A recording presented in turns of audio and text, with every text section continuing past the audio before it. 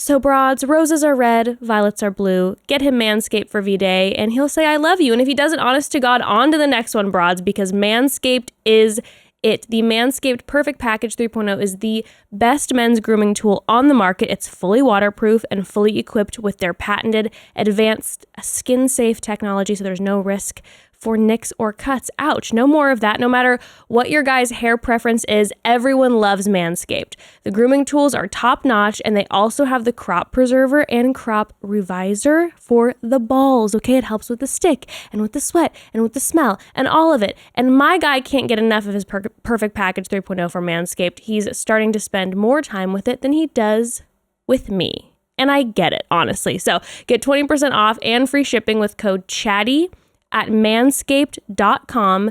That's 20% off with free shipping at manscaped.com and use code CHATTY. Happy Valentine's Day from Manscaped.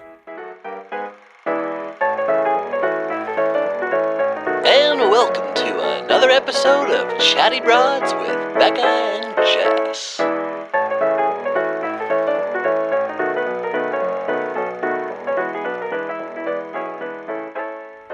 Well, hello, broads. We are back. Bekah, quite an episode today. What'd you think about it? I thought it was incredible. And I want more of it. And I'm addicted.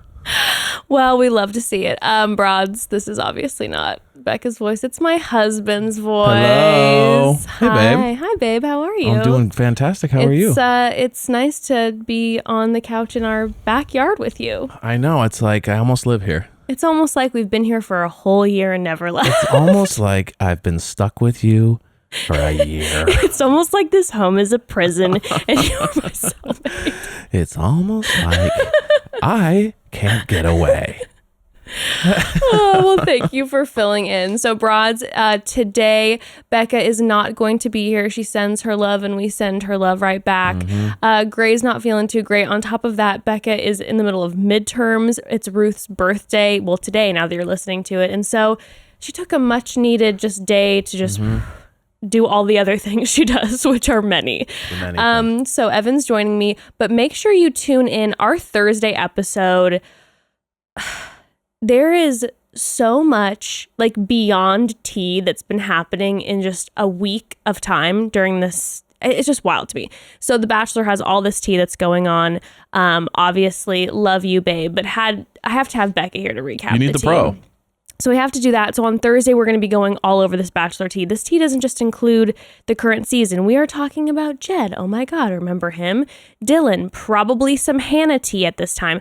And honestly, after this episode, I'm sure we will be hearing from other castmates from some of the things that went down on this episode by Thursday. So we're going to be covering all that. Also, after last week, we are going to be talking, Matt James spoke about the video that was released, and Bekah and I wanted to rehash some of our conversations that we had last week. I know for myself personally, I had a few things that I personally wanted to say and get into. So join us for that on Thursday. It'll be a good one, and I'm excited to chat more with you broads. But for right now, I got my honey. Right now you got me. Deal with it. I got my love. Broads, if you haven't heard Evan before, he's joined us. He did a Chatty Bros episode with Grayston, Bekah's partner. And so now you're like a bachelorette. Now I'm basically, like I'm a master at it and I know everything. But you don't know the tea. Yeah, that's true. You sweet, sweet, sweet, naive spirit. I'm just a sweet, naive, innocent baby. You just don't have to just deal with I don't have to handle the weight of the world. The layers of the Bachelor world. That's why you have so much light in your eyes. I'm like someone in the apocalypse who's just like lived in the woods. Yeah. And they're like, it's been great. I still just do my thing. And I take my snowmobile out and cruise. And then the rest of the world's been like just obliterated by like a horrible storm or something. And I'm just like, this is great. It seems fine to me. I don't know. The air is crisp. Different. I feel a little bit of moisture in the air. The sun is shining. I don't see those planes fly over anymore. Granted, I guess the sun is shining, but it is on fire. So I've been wondering about that. There's no more moon. Curious about that one. I was too. wondering, but I just thought maybe it's cloud coverage. But you know about this season of The Bachelor. Yes. So. And I'm loving it. Yeah, you are loving I'm it. on fire. Let's go. Yeah, Evan looked at me during this episode and he goes, this episode was the great exposure. It was everything. It was the great exposure. It was a lot of things.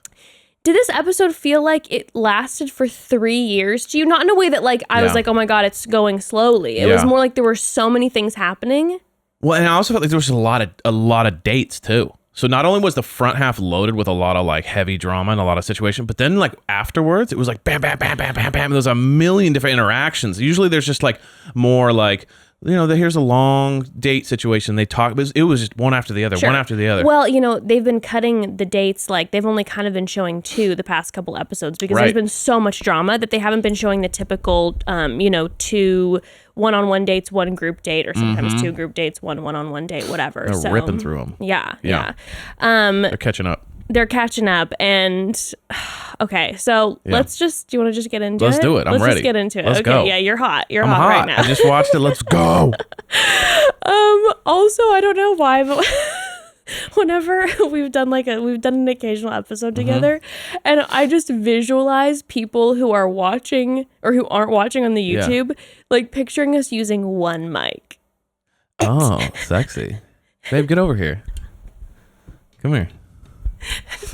Let's give them what they want. That's not okay? what I was attempting. That was the energy. I know that's what you were saying, but that's what I'm saying. Okay.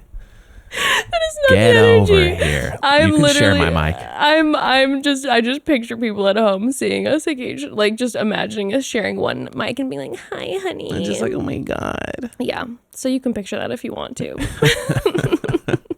All right. So let's get into this.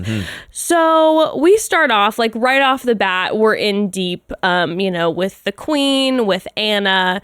I mean, Queen Victoria is on a little walk. I think she was with Kit, I believe. Yeah, okay. And she's just like, she's talking smack 2 seconds into this episode, and she's just like, I love the OGs. The newbies, I think nothing of them. They think they have it hard. We haven't even started the hazing process. Yes. And I'm like, okay, cool. So last week, the bully, like it was off the charts. The actual bullying that was going on. I feel like the show uses the word, or like the people on the show use the word bullying often. What we saw last week was indeed that. People sometimes use like, oh, this person said something to me that I didn't like. I was bullied. Right. This was like junkyard dog, like Lord of the Flies. It was wild. It was shocking how bad it was. It was so bad. Yeah, like you said, I feel like a lot of times people just take basically accountability. Like someone... Or just someone who doesn't agree with them. But like, I disagree with you're bullying me. It's like, well, no, I just said I or didn't just think like that calling happened. them out, being like, excuse me, you did say that. Right. It's just like, we see that later in the episode with MJ. Ugh. Oh my God. Oh, second coming. I think MJ... I don't know, we'll talk about it, but I feel like MJ might be my least favorite. Shocking turn. Yeah. I think basically she got the Bachelor blender. Like she came in a certain way and then just got, some people are not built for this, and she got spit out into like a whole different person. Yeah, I mean, I don't know.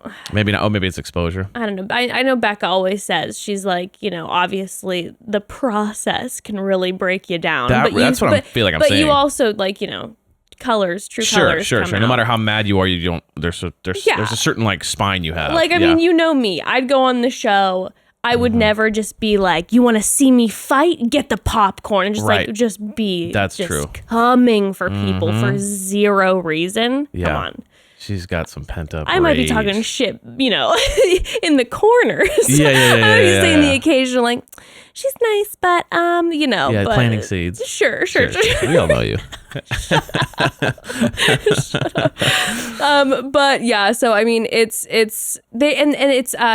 Queen Victoria and Kit are like, Queen Victoria called the girls disgusting, and they're walking by Ryan and Brittany, 2 of the new girls. Yeah, and she loves that, like, ew, they're so annoying, they're so disgusting. She loves those terms to describe people she just doesn't really care for. That's like, disgusting is an intense thing to say about somebody. I mean, it's kind of like if you start at 10. Yeah. I mean, if you call someone disgusting and it's just because you're not a fan of them coming in late on the show. What's after that? I mean, She loves those. She loves disgusting and annoying. Those are like her two favorites. yeah, it's like annoying is one thing, which is very rude. First of Yeah. all, I would take high offense to someone calling me Like annoying. walking by someone just going, ew. She loves that move. That's a wild move.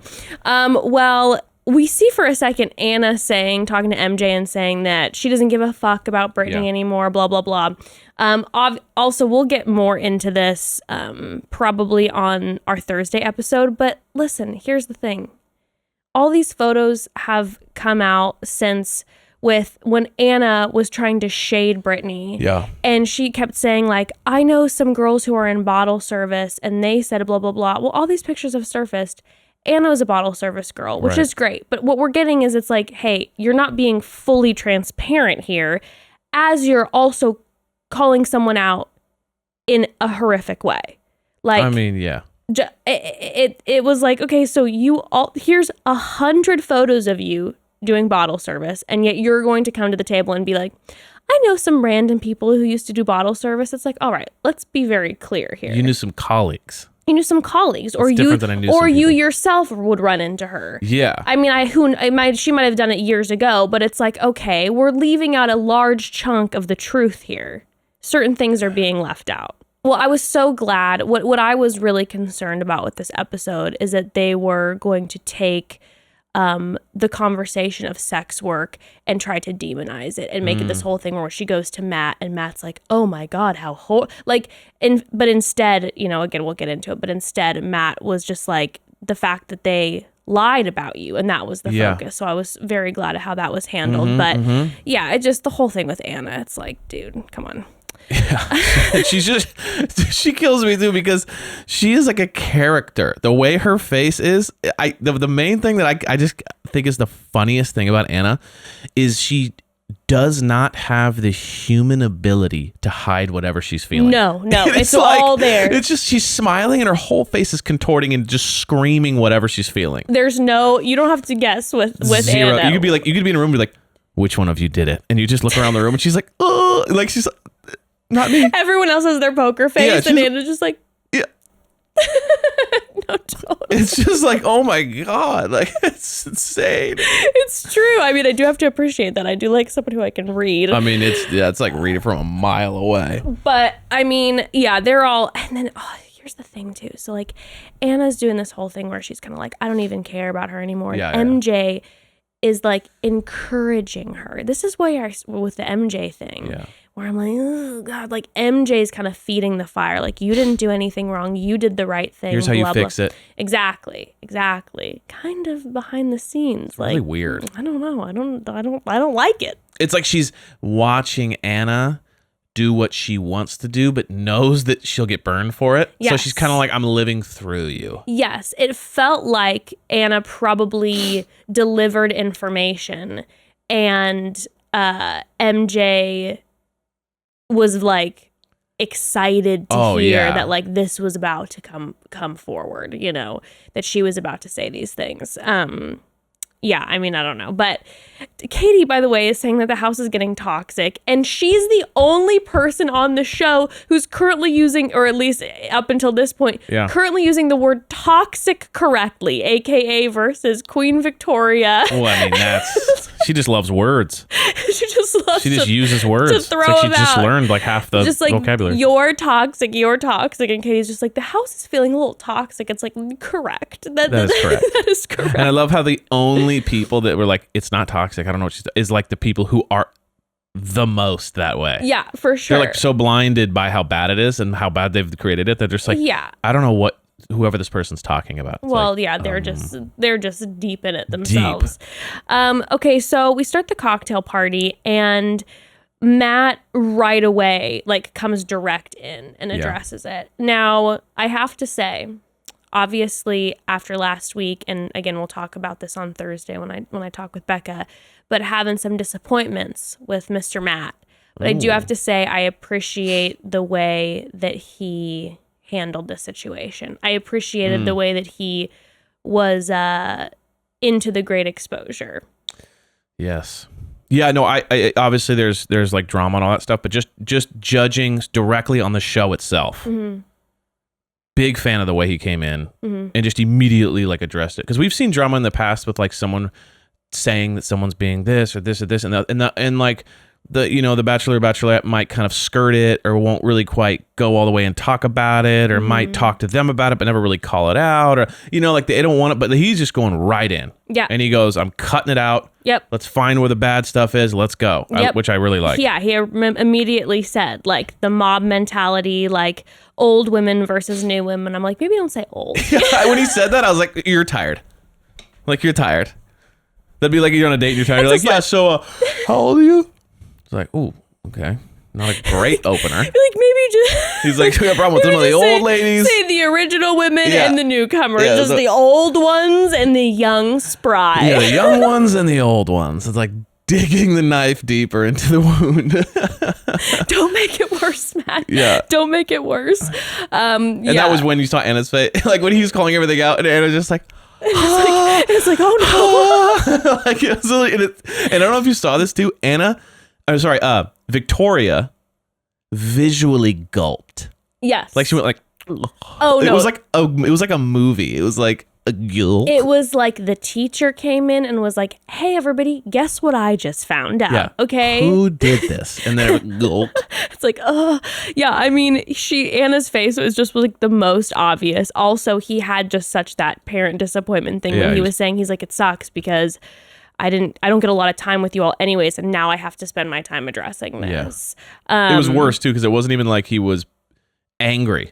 It was like, and that's nothing. I'm not looking for anyone who does this kind of stuff. So it was way more like, oh my gosh, I'm out of here. It's those sweaty palm moments for the Annas and the Victorias. Well, he then asks to talk immediately to Britt. And yeah, the women just continue to just lose it. That's when Anna immediately realizes, like she knows right off the bat, like, this is the moment that it's her. Like that this is where the pinpoint is. Now, I do have to say, I think what Anna did what Anna did last week was absolutely terrible. Yeah.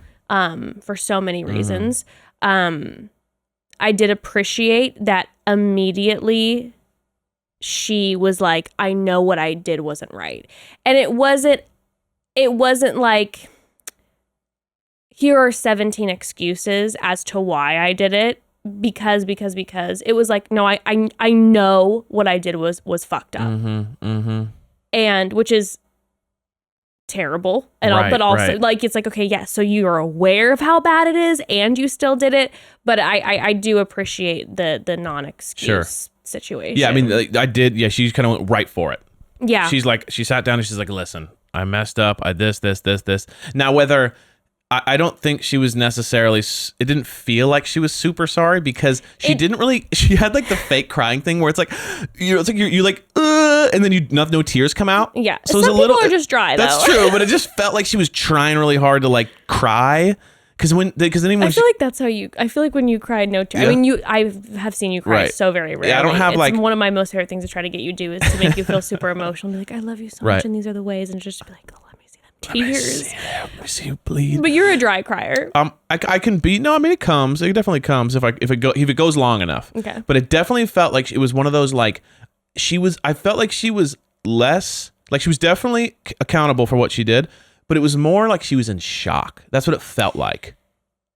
Yes. Because she was just kind of more like panicky, fake cry. Because then the second she would stop crying, and then she was out, and then she was in the car within 30 seconds, and she was just like, you know what I mean? It didn't. I don't think it had hit her yet. A very interesting point, because it's true. It's like when we saw her with MJ mere moments before, she was just like, I don't give a fuck about her anymore. And then all of a sudden she got caught, and it's almost like she almost spilled, like in shock. It was like, I know what I did was wrong, and it was just, there wasn't the grief, but it was just like like word vomit almost. 30 seconds before, she was in the house, everything was going fine. She was venting. 30 seconds later, she's in the car, and so she's literally just sitting there like, I just. An interesting take, King. Yeah, I just felt like the King said, no, it just felt a little bit, because she would like panic response as he would talk. He'd be like, and I know we all make, because she'd be like, I'm so sorry, I blew it. Then he'd be like, we all make mistakes. I've been there before. And then she kind of, yeah. And then all of a sudden he's like, but I can't do that. And all of a sudden she's like, does the fake cry thing. You know what I mean? So it was like, as he would talk, Interesting she would takes. react, as opposed to like, if you truly were just sorry, you'd cry right away. I think you may be right. You know? I think you may be right. She was like hoping that he was going to be like, I'll give you another shot. Yeah. I think you may be right. All right. Well, Katie, lock your door. Get security.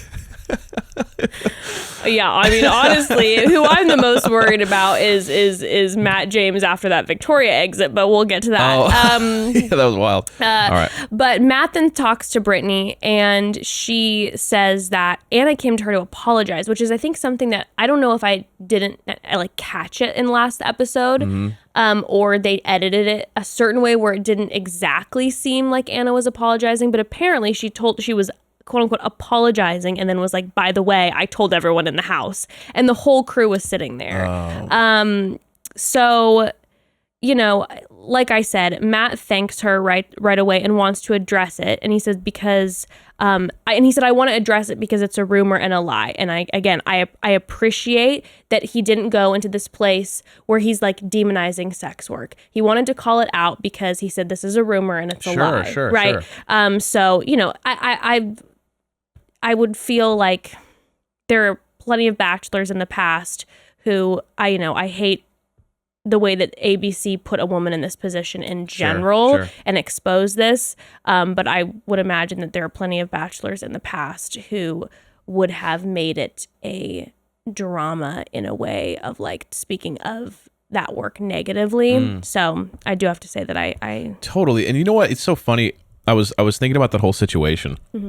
If it happened to me, and I was just thinking like, if that got brought up, the last thing on my mind would be the sex work, and would be the like, who's causing this toxic situation? Like, I don't, you know what I mean? It's so not like, it's so just like, a question of like, hey, is this the case or whatever. And then if it is, let's have a conversation if it is about the case, let's talk about it.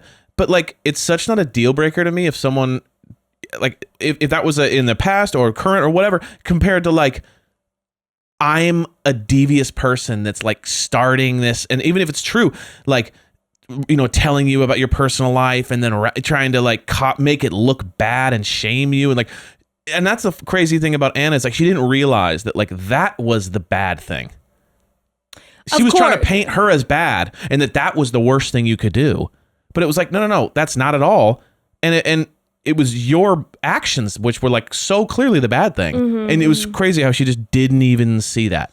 Yeah. Well, I mean, it's in the situation, it's just like, hey, there are so many factors to this. It's so many. It's like, first and foremost, you're putting someone's safety at risk here. It's insane. Okay. And then second, like the way that you're talking about it in a way that it's negative, like so shameful. Like, and it's like, come on. Like, I mean, it was I was saying in last episode, we had numerous broads who are sex workers come on and be like, this is a conversation that like, if I'm going to be going on this show, again, these are just from the sex workers that I heard from, but are saying like, I'm going to go on this show. And this is something that like, let's just say I get to the fantasy suites or I'm having a personal conversation with Matt. They would decide to talk about it at that point. Yeah. But like just Anna coming in, and again, she knew it. She knew, like you said, like she thought that like she's trying to weaponize that, like it's something. She thought that would, she in her mind had shamed it so much that she had like used it as a weapon. But it's like, it was just it. But again, that's the thing, and that's where I do tend to feel like the way that she very quickly said, I know it was wrong. Like, I tend to believe she knows it was wrong. 100%. Like, she knows. You know what you did, and you know the layers of it. You know, I tend to believe that. I agree 100%. I think she panicked. I think she saw Brittany come in. Yeah. I think she immediately saw Matt look at her in like a special way and was like, whoa, I really am liking this. Yeah. And she was like, I have not gotten any time with him, and I'm going to just go for the jugular on this one and see if it works. Then we have MJ. Oh, actually, you know what? Before we dive into MJ, can we take a quick pause? We got to take a quick pause, broads, okay? Because we have to talk. I can confidently say like with full authority, say, everyone has enough to do. Eating nutritious food that actually tastes good should not be another to-do item added to your list. Healthy does not equal time-consuming, or at least it doesn't have to if you're eating Daily Harvest. Daily Harvest delivers delicious food, all built on organic fruits and vegetables right to your front door. And the best part, everything takes just minutes to prepare.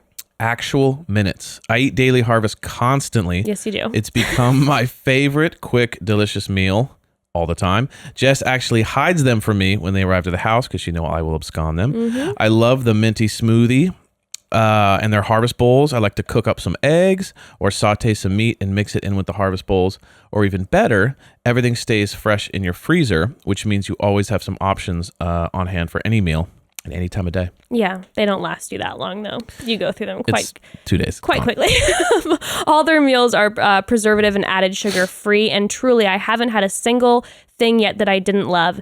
They have options for every meal too: smoothies and oat bowls for breakfast, soups and flatbreads for lunch, harvest bowls for dinner, and even desserts, and their newest offering, milk alternatives. I'm kind of obsessed with their apple vanilla chai bowl right now. It has figs and coconut milk, and I swear to you, it almost tastes like you're eating dessert for breakfast, and I go to bed thinking about that chai bowl. Get started today. Go to dailyharvest.com and enter promo code CHATTY to get $25 off your first box. That's promo code CHATTY for $25 off your first box at dailyharvest.com. That's dailyharvest.com. So, broads, the start of a new year, if you're anything like me, means getting your life in order on all fronts, cleaning out all those junk drawers that I swore I would get to at some point, getting my car clean, scheduling a dentist appointment that I've been managing to put off for forever. And it also means making sure my health is in order. And one area I always make sure to pay special attention to is my reproductive health. Thanks to modern fertility at-home fertility tests, keeping tabs on reproductive health has actually never been easier or more affordable. This entire test is done with just a finger prick. You can even administer it yourself at home. Then simply mail it in with a prepaid label, and within 10 days, you'll have your personalized results. I watched you do it, Jess, and it was quick. It was quick, Yeah. and you know that I can get a little weird, and it was quick for Yeah. me. Seriously, broads, the amount of detail that the modern fertility results go into, it's as if you got a test done at your regular doctor's office. You'll get insights into everything you need to know, like how many eggs you have, your hormone levels, other important fertility factors, all for $159. So if you want kids today or maybe someday, Modern Fertility can help you make the decision that's best for you. And right now, Modern Fertility is offering our listeners $20 off the test when you go to modernfertility.com/chatty. That means your test will cost $139 instead of the hundreds or thousands it could cost at a doctor's office. Get $20 off your fertility test when you go to modernfertility.com/chatty. That's modernfertility.com/chatty. Okay, so back into it. We have, again, MJ coaching Anna. MJ's just like, you need to go talk to him now. Let him know the house isn't toxic. Communicate with him that we're all good and get the new women out. Like, that's the dynamic. Anna ends up talking to Matt. And like you were saying, I mean, we kind of discussed it before, but she is sad and upset with herself and all the things, whether that be, because she's worried about getting removed or if she really means it. She said that she felt bad about being a shallow person, which I didn't like that term was used in regards to talking about sex work. Sure. I was like, not a fan of that one. Yeah, right. And, Matt, what he was saying is talking about how Brittany is like, yeah, she came in super spunky. And when I talked to her today, she was crying and she was like so upset about it. And Matt then continues to rightly make Anna feel bad. And then she says that she feels like a horrible person after she's broken out in a rash. I mean, like classic rash move. Just a rash. You know what I mean? Let's distract from what's actually going on, and let's make it about my like breakout right now. Yeah, you're like, I'm having a rash because I feel so bad. She's like, it's so bad right now. I have a rash. That's how bad it is. It's like, well, let me tell you, the rash is the least problem that we have at hand right now. The rash isn't so much of an issue you right now. shame someone and could ruin their life. Your rash is not a problem. Let's not bring that up Yeah, again. not a huge deal. Yeah, but oh my God. And then he just, he says, he was like, I understand that what it's like to make mistakes, but I have a responsibility to the other women. And he sends her home. Yeah, I mean, it was just like, it was right away. He's like, this is not going to work for me, and I don't like that kind of quality, and let's go. I mean, I thought it was so great. I'm glad, like, the fact that it didn't become this whole, what I was really, really, really not wanting to see for the protection of Brittany is that Matt all of a sudden would have a thing, or the producers would be like, let's bring Anna and Brittany together and have to talk about it with Matt. Right. And I was like dreading that was going to happen. So I liked that Matt talked to Brittany, and then it was like, Anna, hey, you got to go. Yeah. Goodbye. He made the call. And he was saying it's like that he can see how words can affect people, and he owes it to the women to create a safe space. Mm-hmm. And I feel like he was attempting to do that more this episode. I liked it a lot. I felt like he like really, because when me and Gray were recapping, we were kind of like, we're not really seeing him stand for anything. We're kind of feeling like he's kind of everything to everyone. And I feel like this episode, we really saw him like step into some major like decision making. He did. He stepped into some major decision making. He also fell in love with 183 people. I was shocked. It's like the past couple episodes, he's like telling everyone he's falling in love with them. I mean, he's like, and he's got googly eyes for like multiple people. That was a note I put down actually. Like towards the end, I was like, there's a lot of connections going on, and I gotta see how this boils up, because it's like at the end, I'm like, wait, there's so many at this point that it seems like he has a real connection with. It's just amateur moves. He's loving it. You gotta he's like, this is amazing. This is great. No, I mean, I'm like, oh my God, I've never seen a lead this early on be like, fall in love with you, fall in love with you, fall in love with you, fall in love with you. I'm like, slow your roll here, Matt. Yeah. This is going to be problematic for you later. I think the attention he's getting, he's like, I'm just enjoying the process, and They never told me how enjoyable the process would be. Having 40 women make out with at every moment is actually working out. I don't know why. This just seems wonderful. Yeah, so the OGs are watching it being removed, and they're obviously just what? tripping out. Anna in the limo is like talking about she's disappointed with herself. She does say that Matt's a good guy and he doesn't deserve to be with someone who could have that come out of their mouths. Yeah, I mean, it's kind of, she's so caught red-handed that it's just kind of like, what else can you do? Yeah, it's like, it's time for you to go. It's time for you to go. So back with the women. Yeah, I love this. This is then where it becomes the most embarrassing display of, please take me back, I'm so sorry.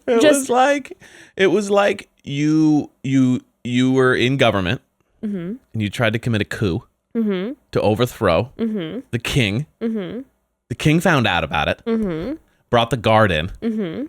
And everyone's like, hey, we were friends. Like, no, I wasn't the one who started this whole thing. Like, actually, I've always loved you, and you're hilarious. And like, completely I agreed with all your policy. It felt like you got caught in the middle of like overthrowing the government, and then like you're just trying to like, we've always been good, right? I mean, you know me. I'm crazy. I do crazy stuff. Well, I mean, Victoria, right? I mean, she was wild. I mean, just being right away, just like, so sorry about ripping the crown off of your head. You know how I can get then she goes, I never mean it. I'm just playful. I'm like, oh, I didn't know that we existed in a world where you could call people disgusting and then say it's playful. I mean, she's wild. I truly, there's no one like her. I couldn't wrap my brain around it. She's 90s reality TV show mixed with just like, I mean, there's one of a kind. It's just so terrible. It's just like, how is this real? I don't know. It's just so often that I'm just like questioning. I'm like, this has to be a plant. I'm like, no, because the sobbing is too real. Like the real reactions in those interviews are like, whoa, like this is truth to her. Oh, the whole time my head hurt so much for whoever her personal producer was. Like, I know obviously they were like, I'm gonna get paid a bonus for having all this material, but at the same time, the exhaustion. Yeah. Oh my God. Did you imagine the emails? Although I will say, I wanted to say something because I thought about this and I wrote this down because I was like, oh my God, you got to hand it to Serena C. Yes. She didn't for 1 minute back down. Everyone else was just like, well, I'm funny and I'm crazy like that. And like, everyone is apologizing. We're so and Serena sorry just that goes, we were... the amount of ass kissing is annoying me or whatever. And I was like, oh, she held the line Oh, no, on she the goes, mean girl attitude. She goes, I cannot explain the kiss-assery that is happening. Well, you sound exactly like her. It's my fun thing that I'm enjoying doing now. That is right on. I'm really glad that she was kept during the rose ceremony, that I can throw out that. She's got the greatest, just kind of like just, I'm annoyed at your existence. Just kind of like that never wipes off. I would have loved to see her on the date that Rachael got with like all the clothes and like the lubes. I feel like she would have been like, this, yes, this, of course, this. Yes. Like I would have gotten the fashion show that I really wanted. I love this. Yes. Yeah. She just has this like cold, like, get away from me, peasant kind of vibe. And I you know love what I it. mean? Yeah. I love that like everyone was just like, me up. And then she just, the amount of kiss-assery is annoying. You're just like, oh my gosh. Oh, yeah. Like she held the line and she escaped. Yeah, there were a few. Now, I will say this, and I know everybody was just like, oh my God, like, everyone's just like now bended knee being like, we're so sorry, please take us back. I saw a couple people apologizing that I do wonder if there were people who were on like dates that didn't see some of that going down and were like, I saw Serena P at one point being like, I'm so sorry, I wasn't aware, blah, blah, blah. And you're like, okay, I can see a few of these people not being around or in interviews when some of these things are going down and weren't aware of like, what was happening. Oh, it definitely seems like there's a good chunk of people that weren't a part of those conversations. Yes. But I mean, it was, I just couldn't even, the panic that ensued. And it was like, you know what it felt like? It was like all of a sudden Anna gets kicked out and it was like watching speed dating. Everyone was sitting across and being like, oh my God, so Ryan, tell me about what you do again for work. Yeah. You're so pretty. Yeah, Hi, like, you want to be best friends now? Oh my God, Michelle. Oh my God, Catalina. Like, my God. Like, it was just like, and how many brothers and sisters do you have? Like, Catalina, do you want my bed? You can sleep in my bed. I'll sleep on the floor. It's fine. It's fine. It's totally fine. I feel like maybe you'd be more comfortable there. Just panic. But yeah, I mean, it was not going to happen. And then we have Ryan, who, like I said, we're seeing more of Ryan, and I'm liking Ryan a lot.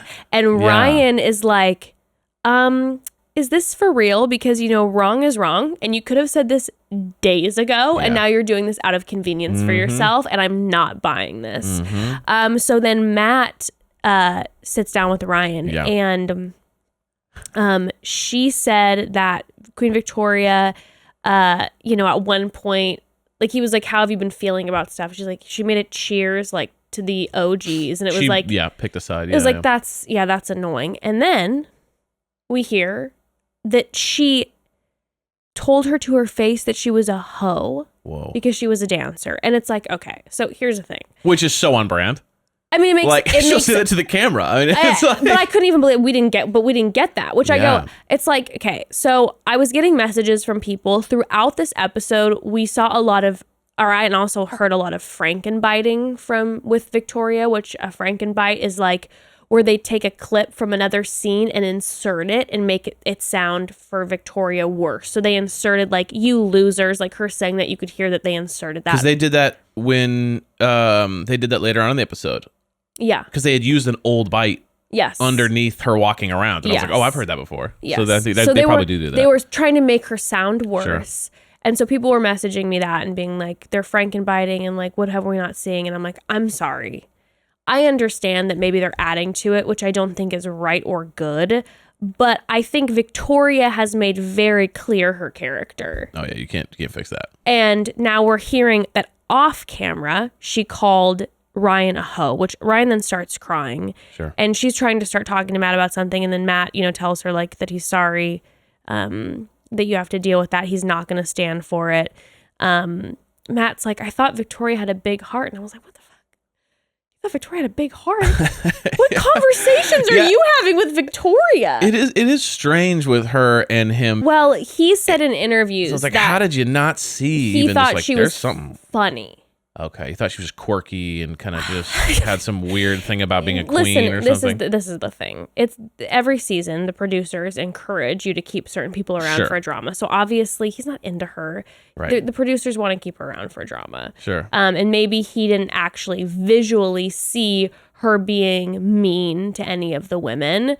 But like Victoria having a big heart is not something that he was reaching. He was like, what is one thing I could say that's kind of generic that I could just kind of apply to like a child or my mother or Victoria? Like you just, big heart. You know, sometimes misunderstood. Yeah, great gal.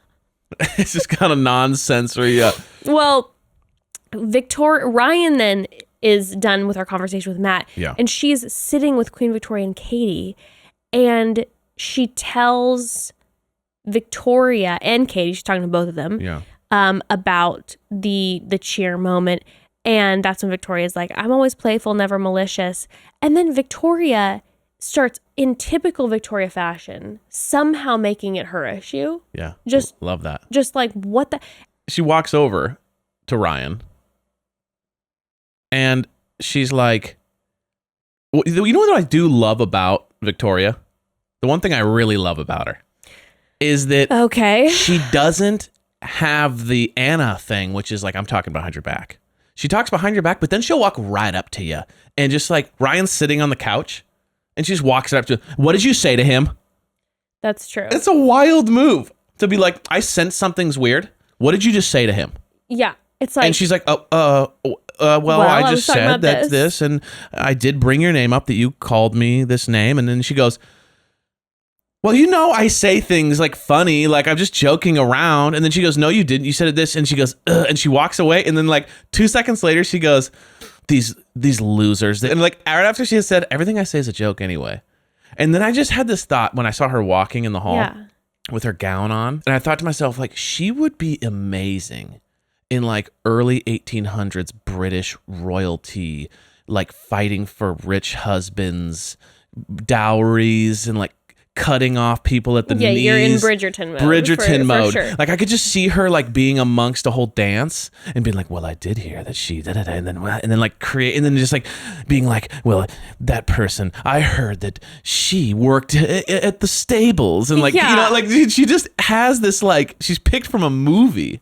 Yeah, I mean, I don't even know if she could quite handle that. I mean, honestly, I could see Anna doing that more. That's true. Victoria is just like, Victoria she just is like in the 1800s by herself. Just like, yeah, she just throws herself in a fountain and like, you know, I mean, I don't even know. The woman, I literally wrote, she storms off while Ryan's speaking to her, so disrespectful, storms off, and I said, into her castle to scream about everyone. Like, she is living this like her Disney moment, and it's the most scary Disney moment I've ever seen. A Disney breakdown, a B section they cut, like the breakdown of the princess. Like, we don't want people to see this part. Oh my gosh. And yeah, so she's like, she has to find Matt, of course. Yes. And she's complimenting him about what he said and how he's handling the situation. And then she talks about how then he brings up the cheers, and she's like, the cheers that was mentioned, like that was mentioned to you, like, okay, yeah, I can obviously work on some things. Sure. So she's just throwing that aside. She's throwing that aside. Don't be dramatic, Matt. And then Matt says, well, when Katie talked to me about everything, and I was like, oh, guy, you just threw Katie's name out there. You threw Katie's name out there. I mean, it's game over for Katie, because even though we didn't really see Queen Victoria talking to anybody, I can guarantee you when we see clips from next week that Katie is being talked about. And now they are out to get Katie, because now Katie's the one who's going behind the backs, and that's how she's going to get portrayed versus, Katie's actually trying to like add a little bit of stability to this toxic environment and just be like, hey, Matt, there's some shit going on that needs to get taken care of. I mean, it's what Matt said. Oh yeah. I was gonna say, when Matt talks about, he's like, oh, that I want this to be a safe space, and talking about people's words are powerful, blah blah blah. And then he's like, when you said that Ryan was a hoe, And then she goes, I think that was taken out of context. Yeah, I loved this line. And he goes, what context would that be acceptable in? And she's just like, oh. And like you see her just looking like, great question.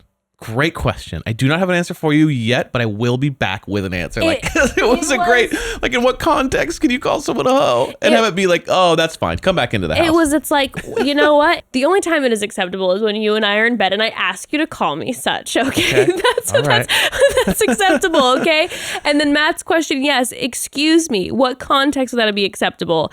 And then of course she storms out and she's just like, I make the house toxic. Are you crazy? It was wild when she started talking about, like when she started spiraling about like, how dare these people accuse me of these things? I can't believe they would say that I'm toxic. I am just the most loving, peaceful person. And my thing is like, if you're going to be the evil character, like accept the evil role and say, well, they are not, like you can say they don't deserve him. You can say I'm the best for him. You can say I'm the queen. You can say all that. But then just to go like full, like I am the most joyous, sweet person here. It's kind of like, oh, okay, I don't even get, like, you know what I mean? Like, where is the connection there? Yeah. Like, be evil, be the antagonist. What was it at one point? She said something like, I bring so much joy to the house. Yeah, that was a great line. And it was like. That was a little later. She's like, I bring so much joy and peace. Yeah, exactly what you're saying. You're like, if you're going to be just horrifying, at least be aware. Yeah. You saying that you bring joy and like peace to this house. That's it's when like it's when you're MJ, the American Idol contestant. It's like exactly when MJ later is just like, I'm just about peace and harmony. And you're just like, excuse me. Yeah. Who are all of you people? They both kind of infected their brains into thinking like, judge me by my actions. But we are. Yeah, correct. We are judging. That's why we're talking about this. That's why we're so upset. That's why you're being removed from the house. Because you are splitting the house in two and lighting it on fire. Oh my God, I couldn't even handle it. Well, Chris Harrison comes in, cocktail party's over. Matt wants to go straight to the rose ceremony. This is when Queen Victoria is storming around without her shoes on. She is distraught. She's talking about how Katie isn't here for him. It's like, Katie, are you kidding me? She's saying she's disgusting. She's calling out everyone's getting called disgusting. Disgusting. It was like a while. She's been disgusting for a while, you know. It's like everyone knows she's disgusting, and she's been disgusting for a while. What? Like, well, I think you forgot what the word disgusting means because you're using it like it's something you just kind of are for a while. Yeah, get the woman a dictionary. Get the queen a dictionary.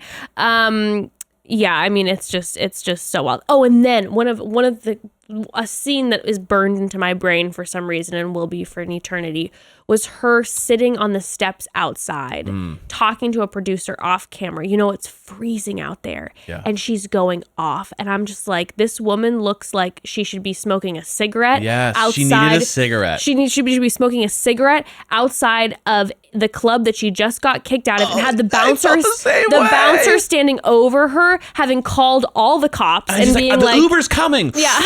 I already called it. Yeah. And he's like, you need to get off the curb. I'm like, that's what I'm watching. I'm not watching The Bachelor right now. I'm watching this scene that I've seen outside of the club many, many times. Oh, do you own the curb? Yeah. What are you going to do? You own this curb? Are you the president of the world now? Excuse me, sir. Look, the Uber's coming. The bouncer's trying to take the tequila out of her hand. He's like, you can't have this on the side. And she's just like, this is my tequila I paid for. He's like, well, there's no alcohol allowed outside of the club. It's like, I paid for it. I'm the queen. I don't you know? Don't you see my tiara? Pulling it out of the purse. Yeah. It's just like broken in half. Yeah, that's what I was pulling picturing. off of Kelly's head. Give it to me. That's mine anyways. Yeah. Oh my God. Oh, but one thing I wanted to say before. Yeah. How funny was it before she went outside that she went into the bathroom. She stormed away into the bathroom. And then she was having a conversation with herself in the bathroom. Did you notice that? Or was there a producer? Because she walked straight in, but I don't think so because she walked straight in. The door shut behind her in the bathroom.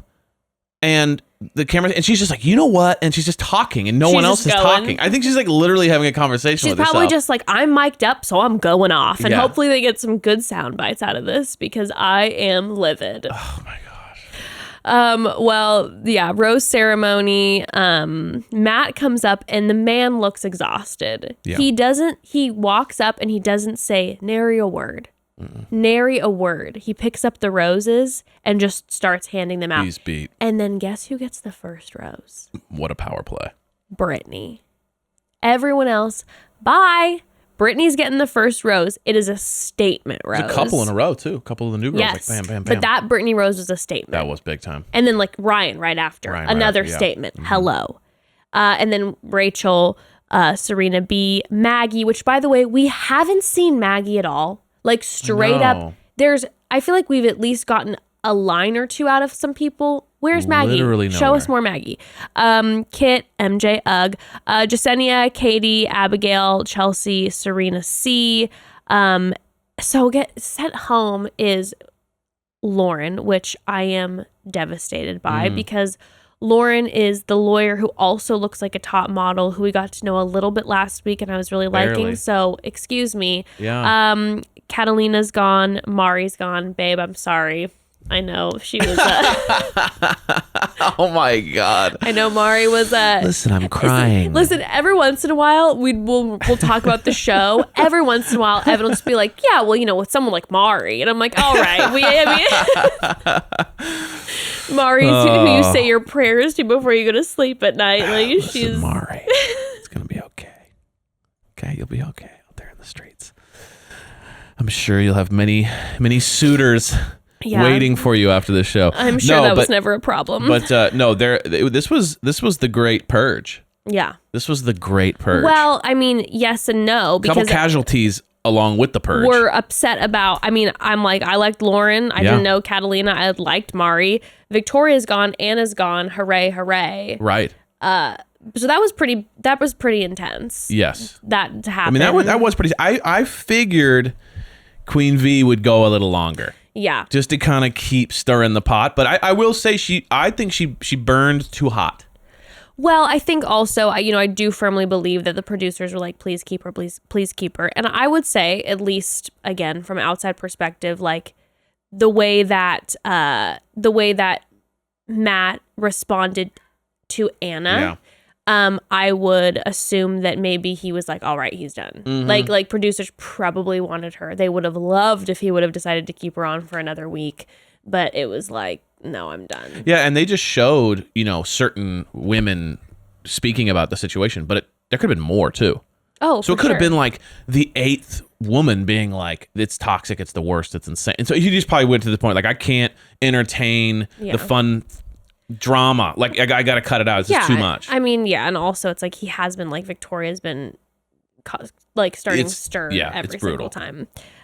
So the queen has left us. Wow. But she did decided not to leave without letting Matt know. She walked up to Matt and she said, I feel sorry for you that you would listen to hearsay and not facts. Arms crossed. Boiling blood.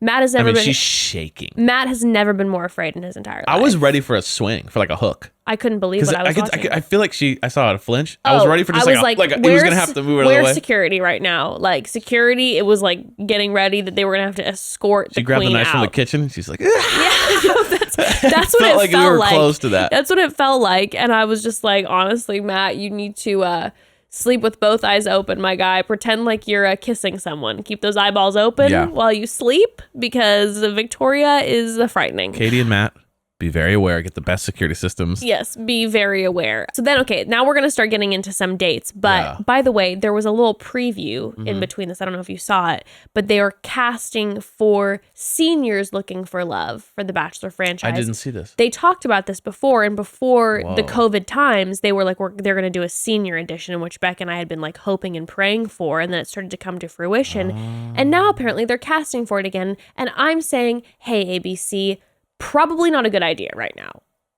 Like, it's time to hold off. Like, I didn't even think about that. It's time to hold off right now. Gambling with your life coming this spring. Like, what? Like, it's like already right now that they're doing this big of a production in the middle of a pandemic, like, is wild. And now you're like, hey, by the way, like a crew that's like at the most risk. Yeah. Like, here we go. How much are you willing to sacrifice to meet the love of your life? I mean, oh my God. To meet the love of your last 5 years. Like the fact that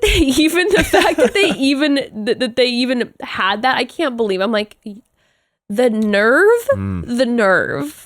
The nerve. They're like, we're untouchable at this point. It's Doesn't like matter. maybe in 5 years, but like not right now. Yeah, that was too good. Like not right now. Just keep doing Bachelor in Paradise, keep doing Winter Games, do all that stuff. Fine. Jeez. Yeah. Anyways, all right, before we get into more of these dates, I want to take one more quick pause. So broads, here's the thing. I never really understood why adults got so excited about Friday evenings until I became an adult. There's nothing like 5 p.m. on a Friday. Even though I don't work in a traditional office anymore, I can assure you that Friday feeling hits the same no matter what job you do or don't have, because 5 o'clock on a Friday is basically wine o'clock, aka my time, me time, and of course, it wouldn't be a proper Friday without the help of our friends at First Leaf Wine Club. First Leaf is our favorite wine club subscription that keeps our shelves stocked and our glasses full all the time. They deliver personalized wine selections right to your door every month, but this isn't your basic wine delivery service. Your deliveries are super personalized to your taste and handpicked by First Leaf's team of experts. First Leaf has even developed an algorithm that adjusts your future deliveries based on your feedback from your past deliveries, so you'll always end up with a bottle or 6 that you love.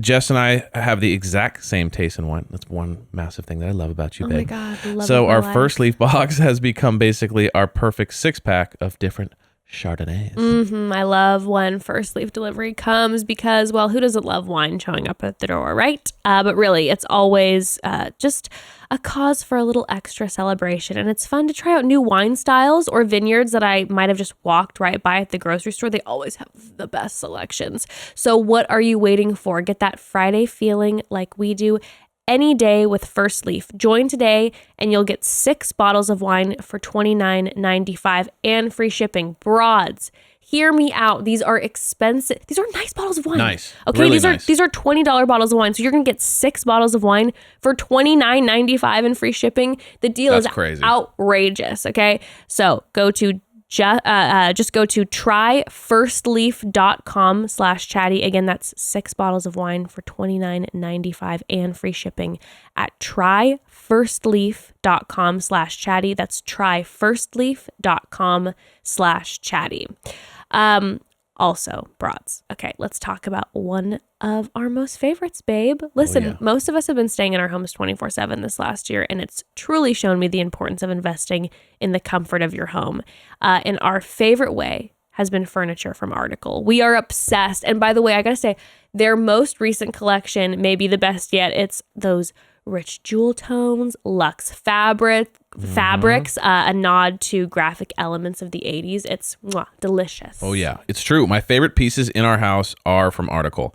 If you don't know about Article yet, let us fill you in. Article is the online site for all your home decor, furniture shopping needs. It takes the feeling of a boutique furniture shopping experience and marries it with the convenience of a digital platform. And the prices are like 30% off of what you would expect to spend on furniture. Which is possible because they cut out the middleman and pass the savings right on to their customers. Plus, all orders of $999 get free shipping. They offer a super easy 30-day return policy, and all in-stock items are delivered in 2 weeks or less. The designs are modern and sleek, the materials are super premium, and the process is unbelievably easy. There's nothing about Article that I don't love. And Article is offering our listeners $50 off your first purchase of $100 or more if you go to article.com/chatty. And the discount will be automatically applied at checkout. Again, that's article.com/chatty to get $50 off your first purchase of $100 or more. Again, that's article.com/chatty. Okay, so back to it. It's raining. Everyone is very ominous. Kit is narrating in a monotone, very rich voice. And then Chris Harrison shows up with wild eyes, just ready to continue all the drama. And, he's talking about them moving forward. And we find out that they're past halfway point, which is wow, it's happening so fast. Seriously, I feel like we just started. I know, and already it's halfway through. Because then later on he talks about like, it's this 5th week, and I was like, whoa. Yeah. What? I know. It's zooming by when you're blissed out on The Bachelor. Gosh, when you're just in love, you know? Well, there's a date card, and it goes to Rachael. Now, let me say something. First of all, we're recording this Monday evening, right? The night of The Bachelor. It's coming out on Tuesday morning. I have a feeling that things will be coming to the surface more about Rachael after the episode is airing tonight. So I'm sure on our Thursday episode we'll know. So obviously we've chatted about this in previous episodes, but obviously there was the girl from TikTok who had posted about Rachael having bullied her in high school for liking black men. And then the post, her liking a friend's post who the friend had a Confederate flag in the background, her having old photos of her culturally appropriating some indigenous regalia. So it's a lot. And then her mom came out and was denying that she didn't know this girl didn't go to the high school. But there were a lot of people that had said that they experienced that. There were numerous people saying that they'd experienced that from Rachael in high school. And then Bekah and I have been, asking over the past couple weeks, like, hey, let us know if anything, if you hear anything. We haven't heard anything yet. So it's still one of those things that we're trying to get more information about. And hopefully on Thursday, there will have been more conversations. Like I said, I've been incredibly disappointed personally that Rachael hasn't come out and personally addressed this. Bekah always seems to think if someone hasn't addressed it, that they're going to be going far in the competition, which after this date, that I wouldn't be surprised if that's the case, but still, I think this is something that needs to be talked about. So obviously going into this date, as soon as she got the date card, it was like, oh my God, like I already have all these feelings, certain things unconfirmed, but also, not many beyond a red flag. But she ends up getting the date. But of course, is, my dream date. Yeah, all I could think about was you the whole time. I was just like, oh, she's being heaven. I was just my blood boiling watching, being just like, I want it so bad. Well, it wasn't even a date. No, it was just like a birthday. It's just consumerism. It was just a birthday. It was like, I'm going to take you to this designer and he's going to give you $1 million worth of clothing. And not only that, they show up and this is a classic Bachelor date, by the way. Every couple of seasons we have this where someone is treated to all this free clothes and then comes back and displays it for all the other women and everyone to seethe with jealousy. Sure. But she shows up and it's Ty Hunter, who's the celebrity stylist. Yeah. That amazing looking man. This is, okay, I used to do wardrobe styling. So the second that Ty walked out, I know who he is. And I am even more jealous because this man is Beyonce's stylist for decades. Okay. This is no joke, people. This deal. This is not someone who's like, quote unquote celebrity stylist. Right. This is like Queen Bee. Like, oh my God. Legend. Oh, I couldn't believe it. So you were just jealous. I was just jealous, and I wanted to you were see... You were one of the girls back at the house. I was one of the girls back at the house. I also wanted to see one of the girls that I really am, really liking get this date, okay? I wasn't wanting... This is date I wanted it to be for one of the girls. She didn't deserve it. Again, from the things that we've heard, yes, I said it. So, but of course, she comes out first. It's like first dress, boom, bumblebee chic. Second dress, creamsicle, metallic dreams. It was third dress names. Was Real Housewives interview dress. Yeah, that was cool. Yeah. The third dress? I didn't, the one that he liked the most? No, the third dress was the Real Housewives. It was black and white pattern. Yeah. No, it was very wealthy Orange County. Yes. It wasn't for me. Yeah. And then the fourth dress was this basic red dress. And he was like, yes. Yeah, that was shocking. He's like, this is by far my favorite. She walked out and I was kind of like, Well, I feel like I saw that dress in high school. Like, do you remember the first like night? trains off the back of it? It was Yeah, a little bit like random to me. It was it was just kind of, it was random. And but the first night when Kylie, the girl, showed up and said, "Here are my 2 different lingerie options. Which one should I wear?" Didn't he say the red one? So obviously he likes the red. Yeah. The guy likes the red. He likes the red. And he liked a Rachael in the red. And then the creme de la creme, the cherry on top of this whole damn situation is that Rachael receives a pair of coveted, nude, strappy Christian Louboutin heels. Okay? I am drooling. I am dreaming. I am living. I want them. And I'm like, oh God, now she's going to go back to the house. It's like all these outfits. Yeah. Well, and the whole time she was kind of saying stuff like, I've never had anything nice. I've never had anybody treat me like this before, this. But then the second those red souls came out, she knew exactly what it was. So I was a little bit like, if you don't know what's going on and you're just small town and you have no idea what nice things are, and all of a sudden it's like, boom, you see the red souls and you're like, oh my God, this is so nice.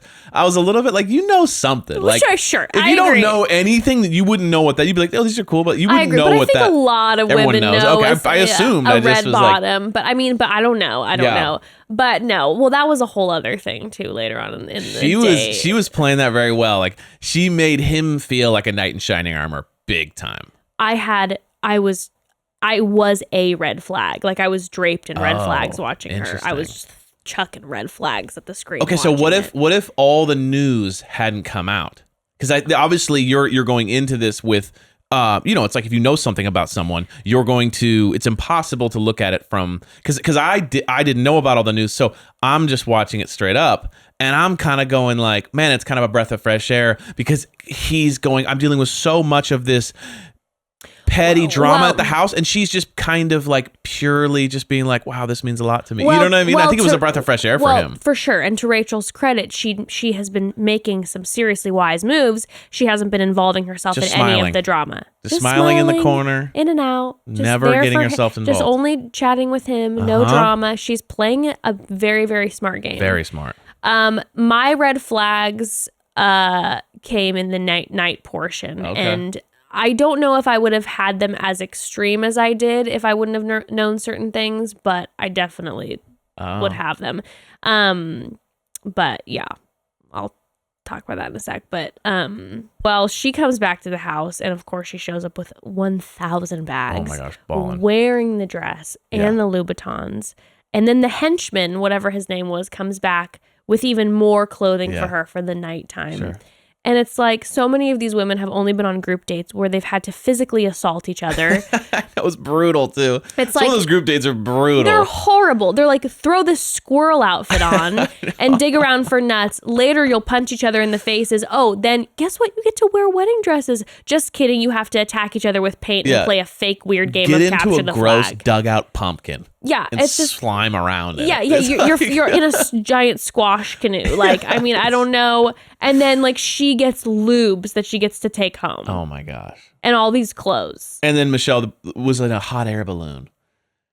Yeah, you know what I mean? Before the episode before, so it's like they're getting these. The dates are like over the top romance. No, were you joking? Come on. I'm not saying they're the same. The difference between being like, oh, okay, we get to zip line and then go in a sketchy ass hot air balloon. Okay. And then we're going to eat in a car museum. And it probably that was so weird, by the way. Probably smells like weird plastic. That was a weird like move. leather, okay? That's so true. And then Rachael gets to get picked up in a nice car, get tons of free shit, wear a fancy dress, go to a beautiful dinner, and then get a carriage ride like a princess afterwards. I guess I'm coming from Matt's perspective. Like, the date with Rachael was not a date for him at all. He just sat there while his girlfriend shopped. Sure. Like the other one was at least like, hey, we were like playing around and we went on a zip line and we did it. This was just like his girlfriend brought him to the mall while she shopped. And so he's like, all right, I'll just sit here and it looks great. Like, yeah, true. I guess for her, so I think it was your bliss. fantasy more than like a date. What are you saying about our shopping trips? What are you saying about when I drag you into stores? I'm saying they're incredible, and I wish we could do them every day. First of all, when we do go to the mall, you're the one doing the fashion show. Kind of true. Not me. Okay. That's kind of true. You Let's go by be yourself. honest. She doesn't take me because she would never take me to the mall while she's shopping, because when she shops, she is like, I'm a sniper. I do so with purpose. She's undercover. She's she's doing all these I know exactly fast what things. I want. I shop very quickly. I'm too slow. Well, no, you're just trying on different things, and we take you into a dressing room and you do a fashion show for Mama and Mama likey. Okay. All right. But anyways, so the guy shows up with the dress. We're starting to see people like Katie get upset who haven't been struggling, Piper's struggling, and then a date card comes, and it's a date card for everyone except Kit. Ooh. And so again, this is initially my brain is just like, oh my God, a Rachael one-on-one and a Kit one-on-one, not two of my favorite people, and I'm very, very bummed. So that was my initial thought. I do like when she walks in with the bags and everyone's trying to be happy for her. I know. And Serena's like so sweet. She's always just like, oh my gosh. Like, Serena P. Serena P's always like the one that's just like, even when Rachael got the date, Serena was like, gave her a big hug and said, I'm so happy for you. And so when she came with the bag, she's like, oh my gosh, that is incredible. I'm so happy for you. And the other girl's like, I am gonna freak out. Like like at this point, they're so tired. They're 5 weeks in. They can't fake it anymore. Oh no. The ones that can't fake it, can't fake it. No, it's just screw you. Yeah, and your stupid date. If I saw someone coming in and I had been in that house for that or that hotel for that long, and someone comes in with all those bags, and I've been having all these insane group dates, and they come in with a pair of lubes, I am locking myself in the room and weeping for 2 hours, then coming back out and being like, I'm fine. Yeah, right. I'm happy for you. Well, back to the Rachael night portion, she ends up getting picked up again, and to her credit, she looks absolutely stunning. And they have this Italian dream, lots of Ivy dinner. Yeah. And so this is when I start having my red flag moment. Okay. So Matt asks her about that. She said she's never been in love before, and she says that a lot of it is her. She feels undeserving. She's like, oh, you're out of my league, blah, blah, blah. She says that she doesn't have a lot of confidence with herself. She says she needs to gain confidence for a long-term relationship. She's been insecure, da-da-da-da-da. Now, let me make something clear. I believe that everyone can have feelings of insecurity and not feel confident, especially like throughout their life. But I do know via the social media situation that she was very popular in school. She hung out with the popular kids. She had the popular crew and has so continued on. Okay. So I'm not saying that if you're part of the popular crew that you still don't have feelings of insecurity and lack confidence. But when that's the only thing she's saying, my red flags are going through the roof. I'm going, this feels like, I don't know. Like you being like, when he says, why have you never found love, da-da-da, or like, why have you never been in love? And it's just like, I don't feel confident. I feel insecure. Yeah. It's a little bit, it feels similar to like the, extremely hot, popular girl, cheerleader from high school being like, I don't know, I'm just a nerd. And you're kind of like, So this is where I was going with it. Yeah. As the guy, what I thought she played perfectly was I'm a gorgeous girl who doesn't know it. Sure. And the guy goes, I found one. Right? There's like this, you know what I mean? Like the problem is like, oh, I meet the girl, but she knows she's attractive. She knows she's got it all or whatever. And so there's this thing of like, so I have to like fight for her, whatever. But he's like, oh my gosh, I found this like Georgia girl and she is unaware yet. She hasn't been to Hollywood yet and been discovered or something. Yeah, it's like he's found the actress in the small town. So sure. she's playing the like, I don't know that I'm this like super beautiful, cool girl that's got it all, whatever. And he's going like, I could be your knight in shining armor. Like I can be the guy that just like goes, oh, I love you, and I'm the cool guy that swept you off your feet. You know what I mean? Like I think she's playing that role really well, and he's like, I think totally like falling for it. I agree with you. So and when you say popular, role, it's sense. Hard for me to not have major question marks of being like, well, it's confirmed that you were popular in high school, and I think she was like one of the cheerleaders and like, Yeah. she, you know, She's so not- I go, yeah. okay. She's definitely. You don't deserve me. That, And or like I don't I deserve you, said, whatever. I have a feeling that by the time Becca and I record our Thursday episode, that there will be some more light. information out. Okay. And then Matt says something that almost made me fell out of my chair, and I was like, this is a choice that Matt made. Yeah. I'm very confused by this. He goes, well, I like everything about you, even those things you're ultra aware of. Like, I like those things about you. And if I would have been Rachael, I would have been like, motherfucker, what are you talking about? What are you saying that? What things do you don't know me at all, okay? We don't turn on him so fast. We have had a couple conversations that have lasted 10 minutes. You know things that I'm ultra aware of and they don't bother you? What are you talking about? I think it goes along with the thing, though. Hey, we all got our issues. I know. You'll grow up to be beautiful one day, babe. But it's okay. I mean, you know what I mean? And he's kind of playing it down like, hey, I got you. I know you're going through a lot. It's okay. I'm the big, strong man. I'll sweep you off your feet. I think he's trying to play that. I would have flipped a table. I would have been like, hey, excuse me. Who are you talking to? I don't know you. Also, don't just say like those things you're ultra aware of. Like, I love them. I'd be like, give me the list. What are you talking about? I couldn't believe that he said that. Yeah. I mean, I think maybe it could be he was just tired and he was just trying to come up with extra stuff to say. Did you say sexy stuff to say? Extra. Oh, sorry. I slurred my words. Sorry. Maybe he was just kind of like trying to be, after his 80th conversation of the day, like he couldn't. But it was a little random. I was just would have been like, excusez-moi. Like I was trying to be like, I know I'm beautiful, but like, when I'm insecure about it, like you're supposed to just say, I don't know what you're talking about. Well, he leaned in. And then he goes, just like, yes, okay. All those things you super hyper focus on. Yeah. I see them and I actually like them. Let me take those glasses off. Discover who's underneath. Yeah, that was just like, oh my God, I couldn't believe it. And then Rachael starts telling him that she wants to start a life with him and just starts putting it all out there. And Matt says he feels the same way. And then Matt tells her that he's falling in love with her. Well, he said, I feel the same way. No, and then... Because she goes, I'm falling in love with you. And he goes, well, I feel the same way. But then they do a quick back to the house, and then they show them back as he's giving her the rose, and he tells her, I am also falling in love with you. I didn't catch that he actually said the words. The words came out of his mouth, and I was like, oh my God. Like, wow. I sensed it, though. Oh, no, for sure. He was like...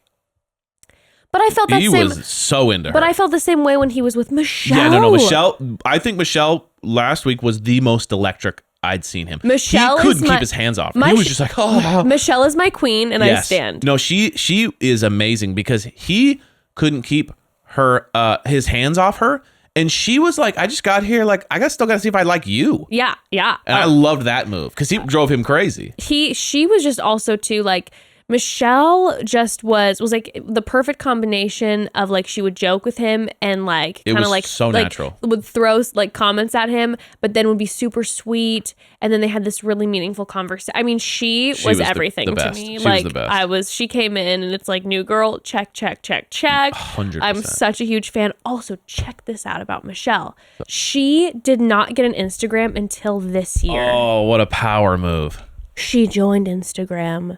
Like, she's now she's going to be on the show, so she'll join Instagram. Sure, but the fact that she wasn't even have it, and probably before she had like a little like maybe Finsta thing or whatever, like bounce around. Just a scope. But she was, I mean, are you joking? I mean, talk about for the right reasons, okay? Like she just is. She's there for Matt. I am such a huge fan. Such a huge fan. That's incredible. So that's like when he had that with Michelle. It was like so electric, and he's had numerous situations like that. So I'm just like, oh my God, Matt, like this is out of control. Like, I mean, this is my thing. It's like, Matt, if you are like a poly king, cool. If not, you have a lot of women thinking that you are like they're your number one, and this is and this is gonna become like a whole thing. But yeah, it's. And then of course, like they have the white carriage with the white horses pulling up. It's romance. It's reminding me of when you and I were in New York that one year for Fashion Week, and then we went afterwards and we got on the horse. That was a magical in week Central and a Park, magical night. and it was so romantic. And I was just like, she's just getting it all. She's getting what I have. Lucky her. Right, babe? Right, babe. Yeah, okay. You better say that. Take me on a shopping spree next week. I'll take you to Zara. You can pick out one item for yourself. Hey, you know what? Take me to Crossroads. Okay, so then we have the group date. Yeah. There's an acoustic guitar coming in at first. For a second, I thought it was live. Did you notice this acoustic guitar? And I was like, oh my God, they're walking up into a set. Is it someone from Listen to Your Heart? What are we about to experience? Right. But no, it's a farmer.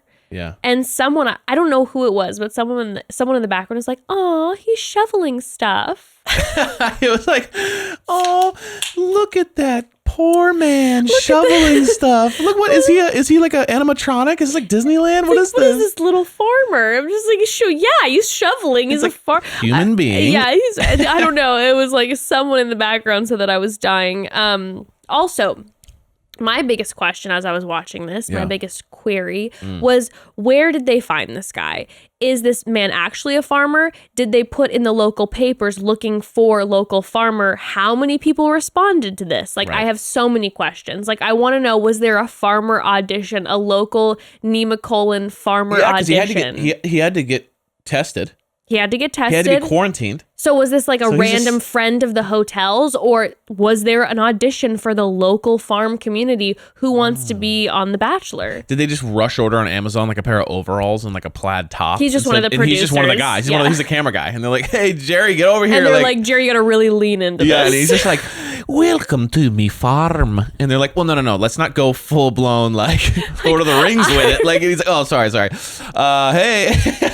He's like, oh, got me goat, do we? And they're like, well, no, we're like in we're not.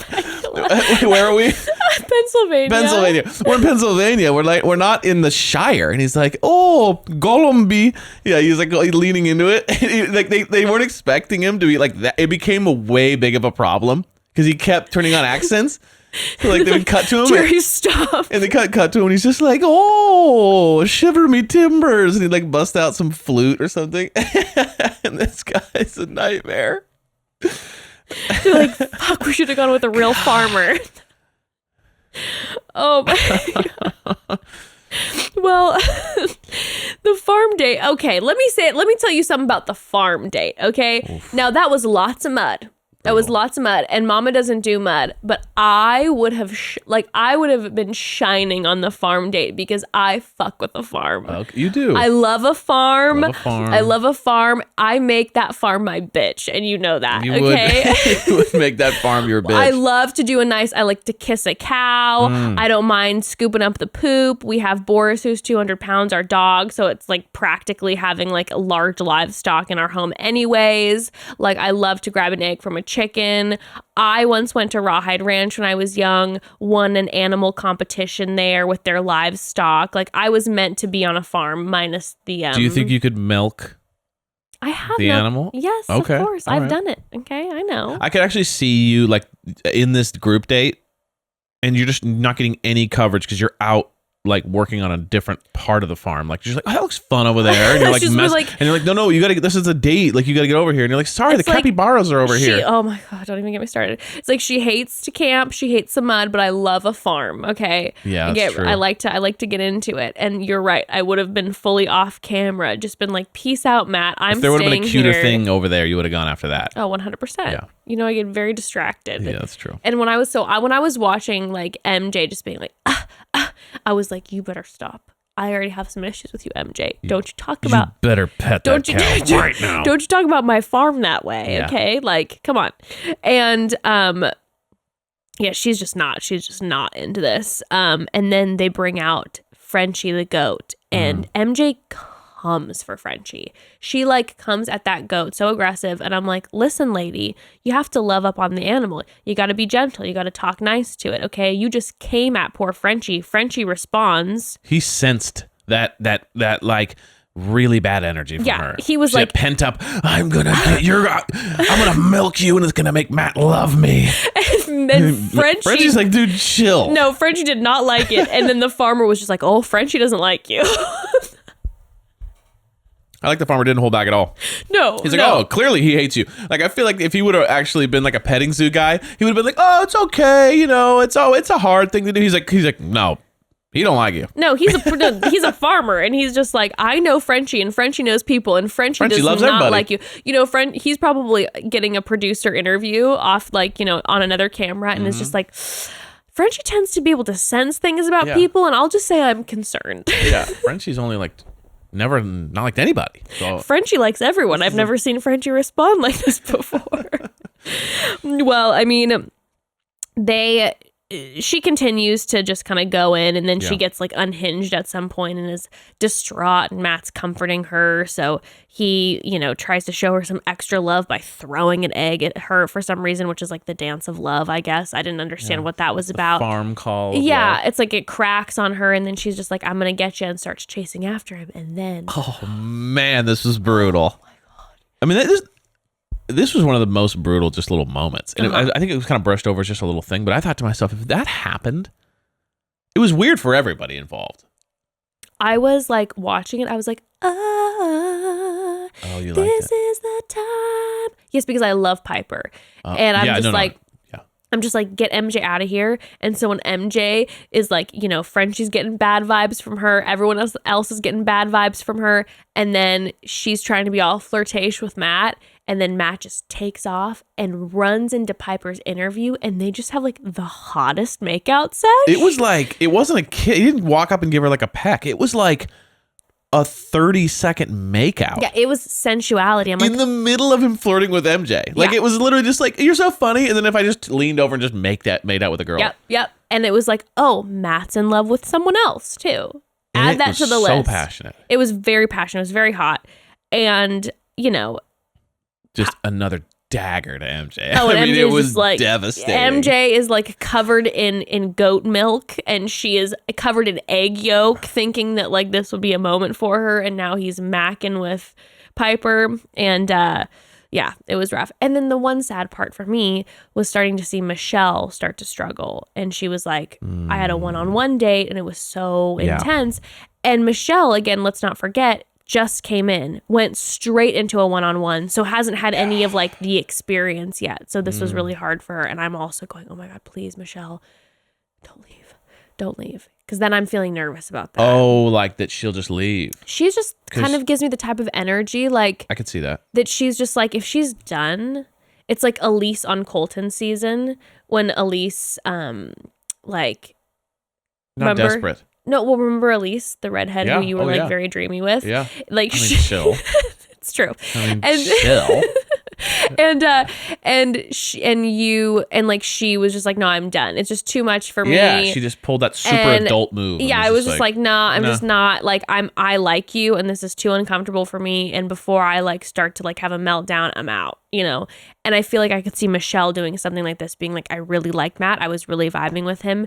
And now all this drama, I'm starting to get stressed. I'm not feeling like my best. I'm out. Michelle kind of hits me as like my friend submitted me to the show.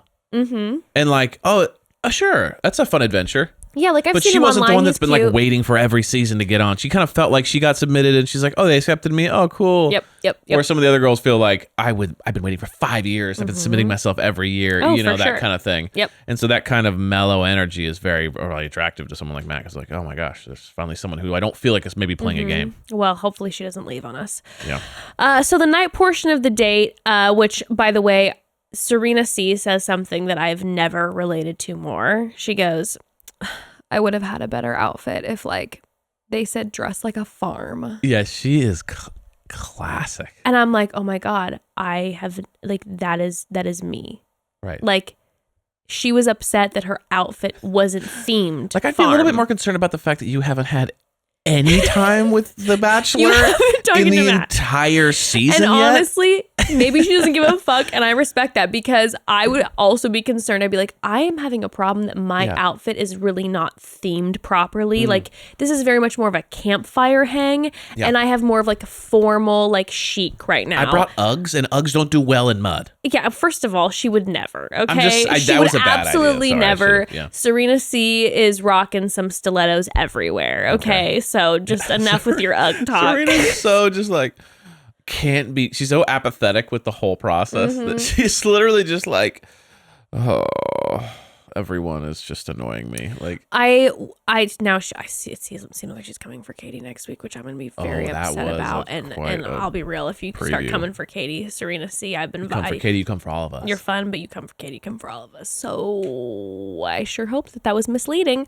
a misleading preview, because right now sometimes I wish that I would have more Serena C energy in my life. Like sometimes when I'm a little anxious, stressed outside, I need to have a little bit of that. Like, just like I don't care. what? Yeah, you're not even worth my time.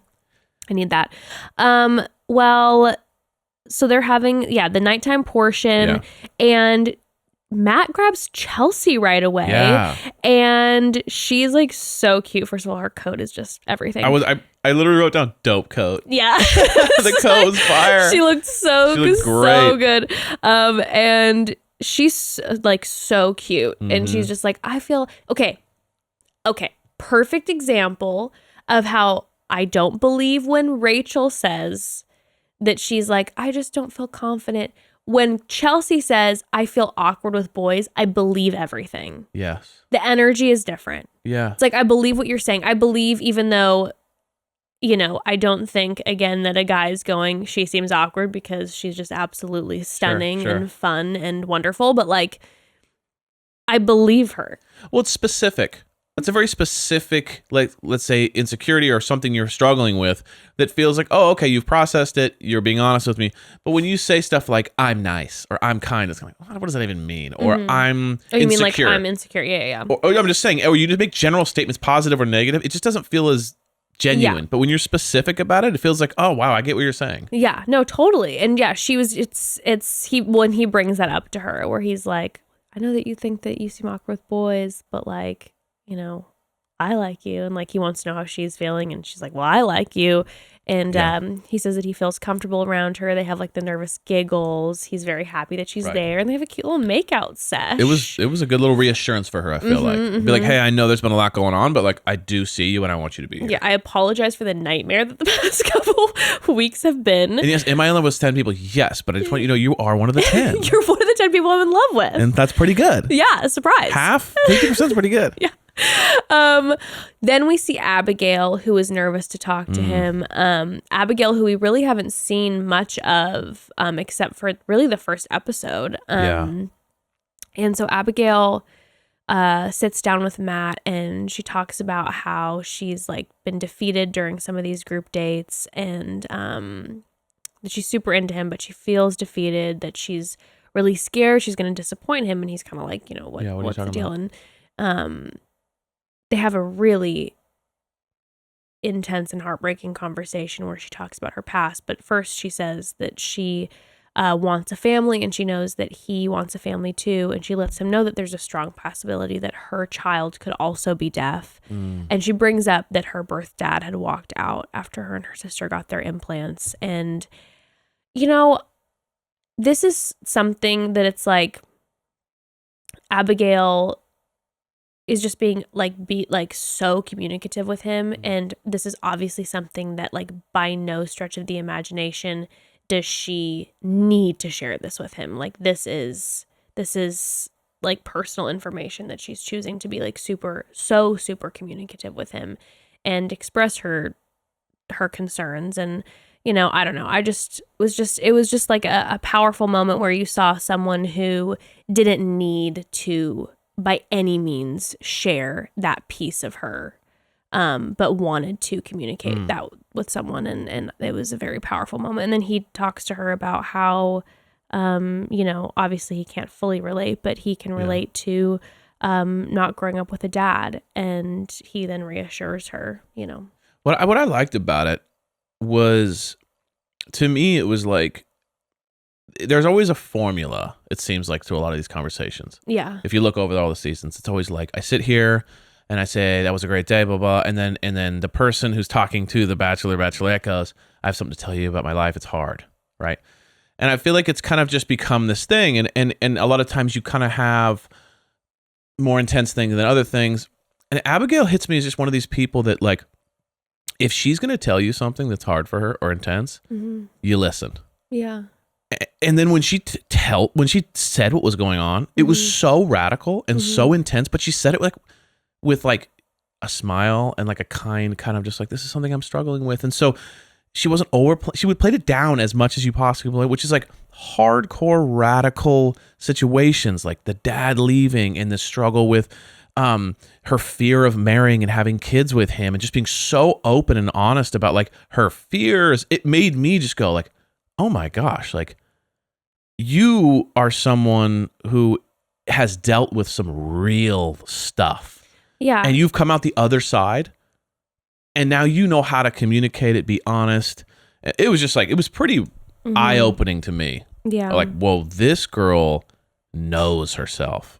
Yeah. And there's no drama, there's no BS, there's no she's not even capable of it. She's just so real deal that it was, I don't know, for me it was like, wow. Yeah. No, it blew me away. It, like I said, it was a conversation that was not owed to Matt, and yet she communicated, and yeah, she's all I could think about the whole time though is I was just like, I feel like he's gonna break her heart, and I am like already like pre-devastated. Yeah, like they haven't had as much time together, right? Now, granted, they might have a one-on-one like in the next week or two, and it might let it up. But after seeing Matt tell like 15 girls that he loves them, I feel like, I don't know. I just hope, he's getting swept up in it. That's for sure. He's getting swept up in it, and she is very special. Just like a special, special person. And we'll see what happens, but that's been very clear. Yeah.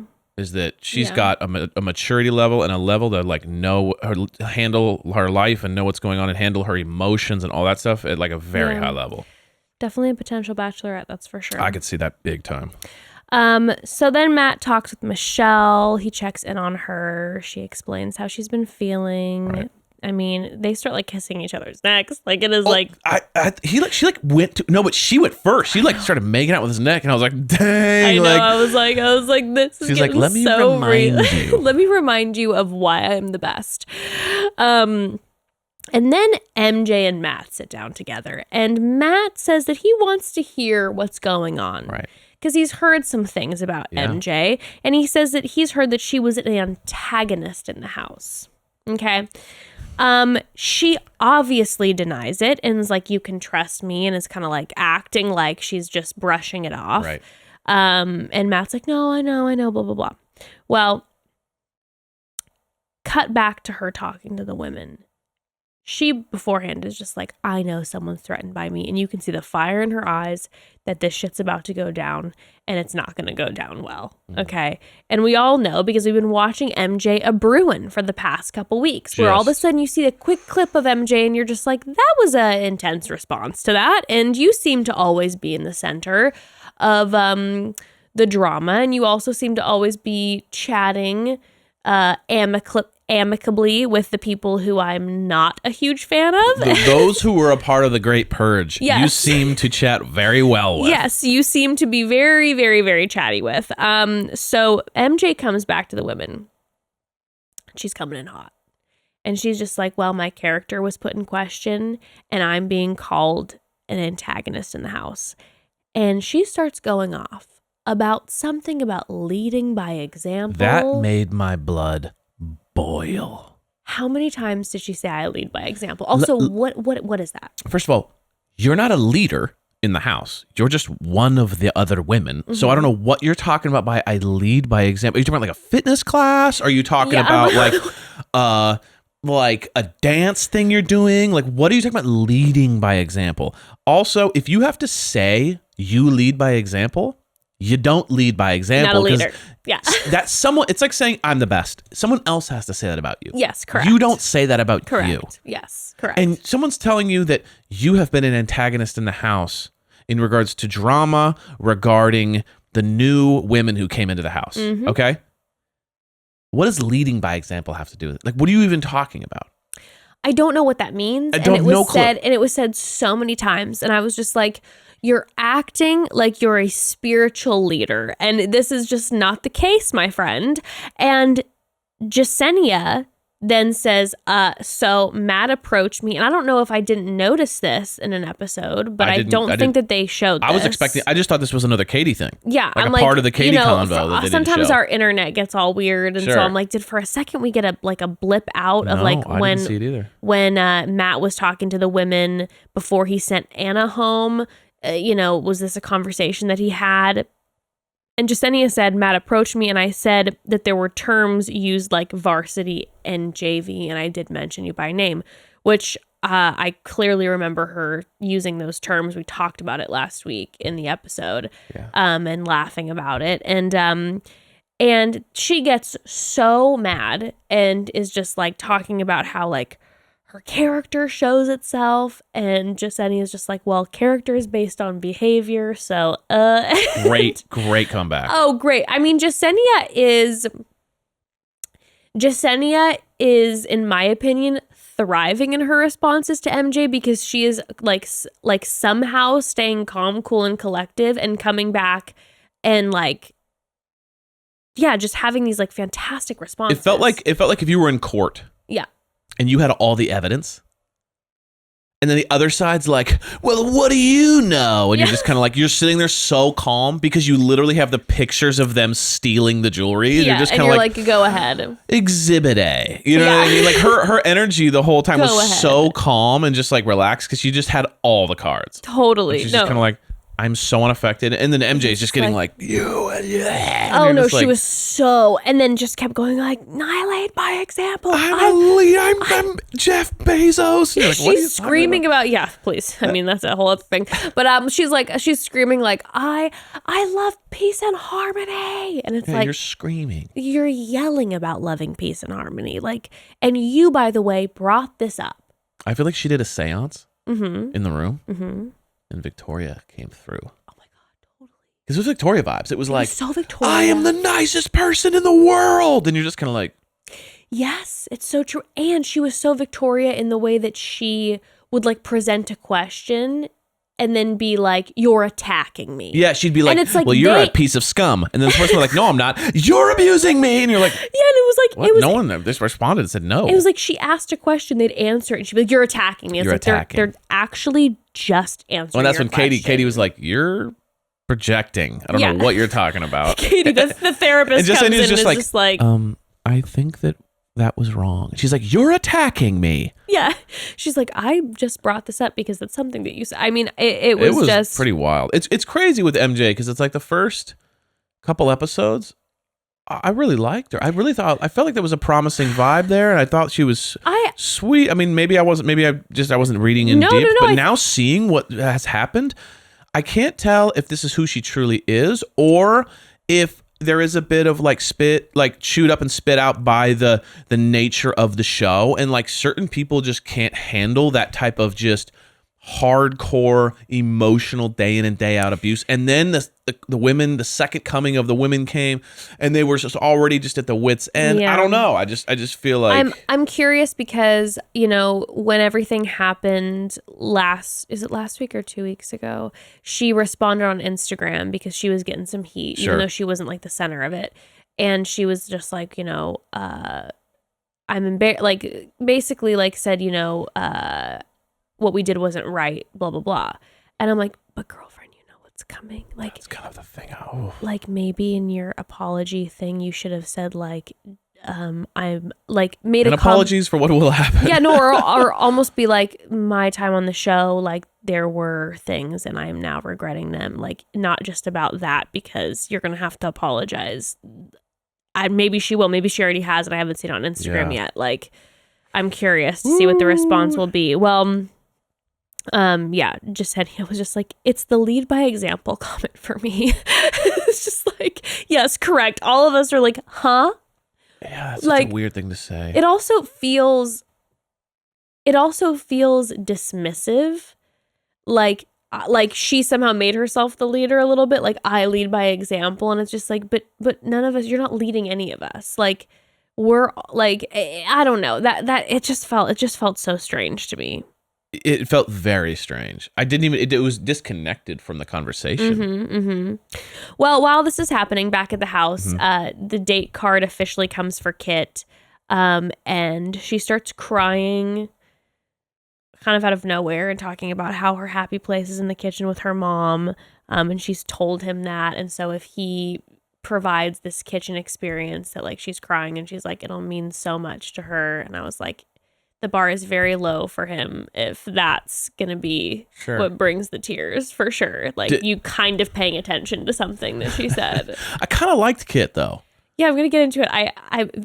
Bekah is going to come for me because because this has been like an anti-Kit podcast. Oh, but I'm pro Kit. I know you've always been, and I made you sleep on the couch for it type vibes. But because initially that entrance was just out of control to me. Yeah. But I felt like, okay, well, one second. Okay. Chill out. So back with the women, all the women, by the way, seem very happy after their time with the group date with Matt. It's gone well for everyone. Right. But MJ is like leaning back, like looking like a villain from like Batman or something. She is ready.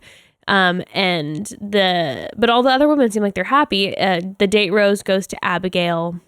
And then MJ makes like a very ominous, like she's going to clear up this question about her character real quick. What is going on? Yeah. Like, you know what I felt like? There was a couple people that just got so caught up in the second wave of women coming that it literally just destroyed their brain's ability to realize that, like, the goal of the show is now not to get even with someone you don't like. It's like, you're forgetting the point here is to possibly fall in love with your possible future husband. Like, Anna got so obsessed with like unfairness. MJ's getting so obsessed with unfairness. Victoria got so obsessed with they just like, it almost like they forgot the plot. Yeah. And it just became I'm all I care about is like getting even or figuring out who leaked the information or fighting. It's like, you realize MJ, you just saw what happened. The Great Purge just happened. Learn from the Great Purge. Yeah. Get off of it. Yeah. And fix it. Yeah. But you're diving deeper. Like, what do you think's going to happen? Yeah. I mean, clearly it's just one of those things where my thing is too, it's like, if you're not guilty, Matt said, I've heard you're an antagonist in the house. And then she says, no, I'm not. And he goes, I know. I just felt like I had to ask. If you're not guilty, you walk away and you're a little irritated and you go like, hey, did someone say something? When you're guilty, you have a reaction like that. Because guess what? The lead, who you're supposed to be like fighting for his heart and affections, doesn't seem that bothered by it. No. So he seems to believe you. So then you quietly don't ever talk about it again. Slip out. Your reaction shows you're guilty as hell. Yeah, the fact that you're enraged. Like, here's a great example. Brittany dealt with her drama by just saying, I don't know why you said that. It's not true. And then that was it. And then Matt pulled her aside and said, hey, are you okay? And she's like, it was really hard for people to attack me. And then that was it. Like, there was no over the top, like, trying to bury something. It was just kind of like, yeah, and that was actually serious. And this is like, and Matt goes, I've heard you're kind of an antagonist in the house. And MJ's just like, yeah. And so it's like, anytime you just react so overtly, it's clearly like, oh, you're trying to bury something. There's something. Well, okay, so now there's this date with Kit, and Matt is like getting ready. He's actually cleaning. He's dressed to impress. I think the first time he's ever not worn a turtleneck when he's not wearing a suit ever. He loves the turtleneck. He loves a turtleneck, but he's trying to really impress Kit because he knows her mother is Cynthia Rowley, a fashion designer. And he's looking nice. I was laughing so hard, by the way, when she showed up to his house, his like, quote unquote home, Sure. and opens the door and is like, damn. And all I could picture in my head was her being like, I mean, this is shit compared to my mom and my's, penthouse in the city. And like, just imagine, we've seen clips of like where she lives. This is my closet. This is the size of my closet. Oh, this is so nice. Where are all the clothes? Yeah, this is a cool walk-in. Oh my God, this is your walk-in. You have a kitchen and you're walking? Wow. Yeah, this place is cool. I knew I should have gotten this. Like, what? Also, this is clearly not his home, because pictures have emerged of his first apartment with Tyler, and it is the filthiest. And you know me, It's I'm like not clean. pubes on the counter kind of vibes. Oh my God, I'm gonna be sick. Okay, I haven't seen those, but it's like what do every college guy like have for soap? It's like the 3-in-1. Oh, like the Head and Shoulders. Yeah, it's like a tube that's like Old Spice, and it's like head, body, like it's like a 3-in-1 tube, and it's just sitting on the counter. It's it's like on the kitchen counter. Yeah, it's just like, is the shower out here? Everybody wears like shower like slip-ons because it's like gross. So everyone's like wearing sandals and stuff. Yeah, college. Oh God. Oh God. No, their apartment was. I mean, when I tell you, I'm going to show you a photo later. It's going to blow your mind. Like, it was. You couldn't walk. That's how dirty it was. Like, it was just piles of things. Well, that was like their first apartment together, and it wasn't that long ago. Oh man. Yeah. Yeah, that's bad. Yeah, this is not Matt's. He might. Like, dude, we got a beer pyramid over there. He's like, well, I'm almost to the top, man. He can afford a place like this, but it doesn't look like that because it's a mess. Yeah, and yes, the beer pyramid. They probably have like the 24-pack stapled to the walls, like some of the guys I dated in college, where it was like you played beer pong and then you'd staple your keystone to the wall. Matt makes like a Transformers uniform, like in beer, like cartons. Where he's like, I'm the beerinator, and he like goes out. Like, Matt, you're insane, dude. I'm remembering horrible things from my college. And then Tyler comes out with like some sword made out of like beer cans, and he's just like, oh, you will not defeat us this time. And like the girl he chose is just having to watch it. Yeah. And just like, they're just like, oh, okay. Like, I remember when we were on a really fancy date in Nemacolin 3 weeks ago, and here we are. I'm watching Tyler fight you with beer cans, a beer lightsaber. Babe, get us another 6. You don't mind, right? Babe, can you get some of those some microwave tacos? You know the ones? Oh, what am I thinking of? The little pizzas. Pizza. Oh, the bagel bites. Yeah. Oh God. Those are good. Oof. Totino's. It's from SNL. The Totino's. These are my guys. My guys. Okay. So here's my thing with Kit. Yeah. This date. Like I said, Bekah is going to have a word with me, I'm sure, on Thursday. I tried to not like her. I think she's awkward. I do. So I felt like the date felt awkward to me. Yes. But I don't have a problem with her. Me neither. Yeah. I don't Here's have a why, problem because I with feel her. like she's real. Yeah. Like, she's like, I've lived in a golden palace. Yeah. Driven around in gold Bentleys my whole life. Like, how can I possibly be this down-to-earth normal girl? Like, she's even said, like, I've just had to put on this face while my mom parades me amongst celebrities all the time. Like, you can't walk around and be like, oh man, I could use a Bud Light right now. It's like, dude, you don't even know real life. Well, when she started to say like, oh, my life's just been like gold Bentleys and red carpets, I was like, oh no, here we go. And I was thinking it was going to be followed through by some like obnoxious statement. And then when she's like, well, and because of that, like being in the public eye, I've built walls up. And I'm like, again, another moment where I go unrelatable because I can't understand what that's like. Yeah. But to be honest, okay. Well, what I liked, I agree. Like if you're growing up in front of people all the time and and like God knows, Cynthia Raleigh, again, please send me free things. But God knows that her mom has like crazy high expectations and is like, don't do that in front of people. And she had to go to like all these cotillions. Sit up. Yeah. And like when they'd go to a party, it'd be like, don't sip that way. You're slurping and like, and then just I can hear you from across nervous. the room, Kit. And it's just like, and being in like society that way, right? Like where it's like, okay, like insane privilege, but also believe that you have your walls up. I believe that.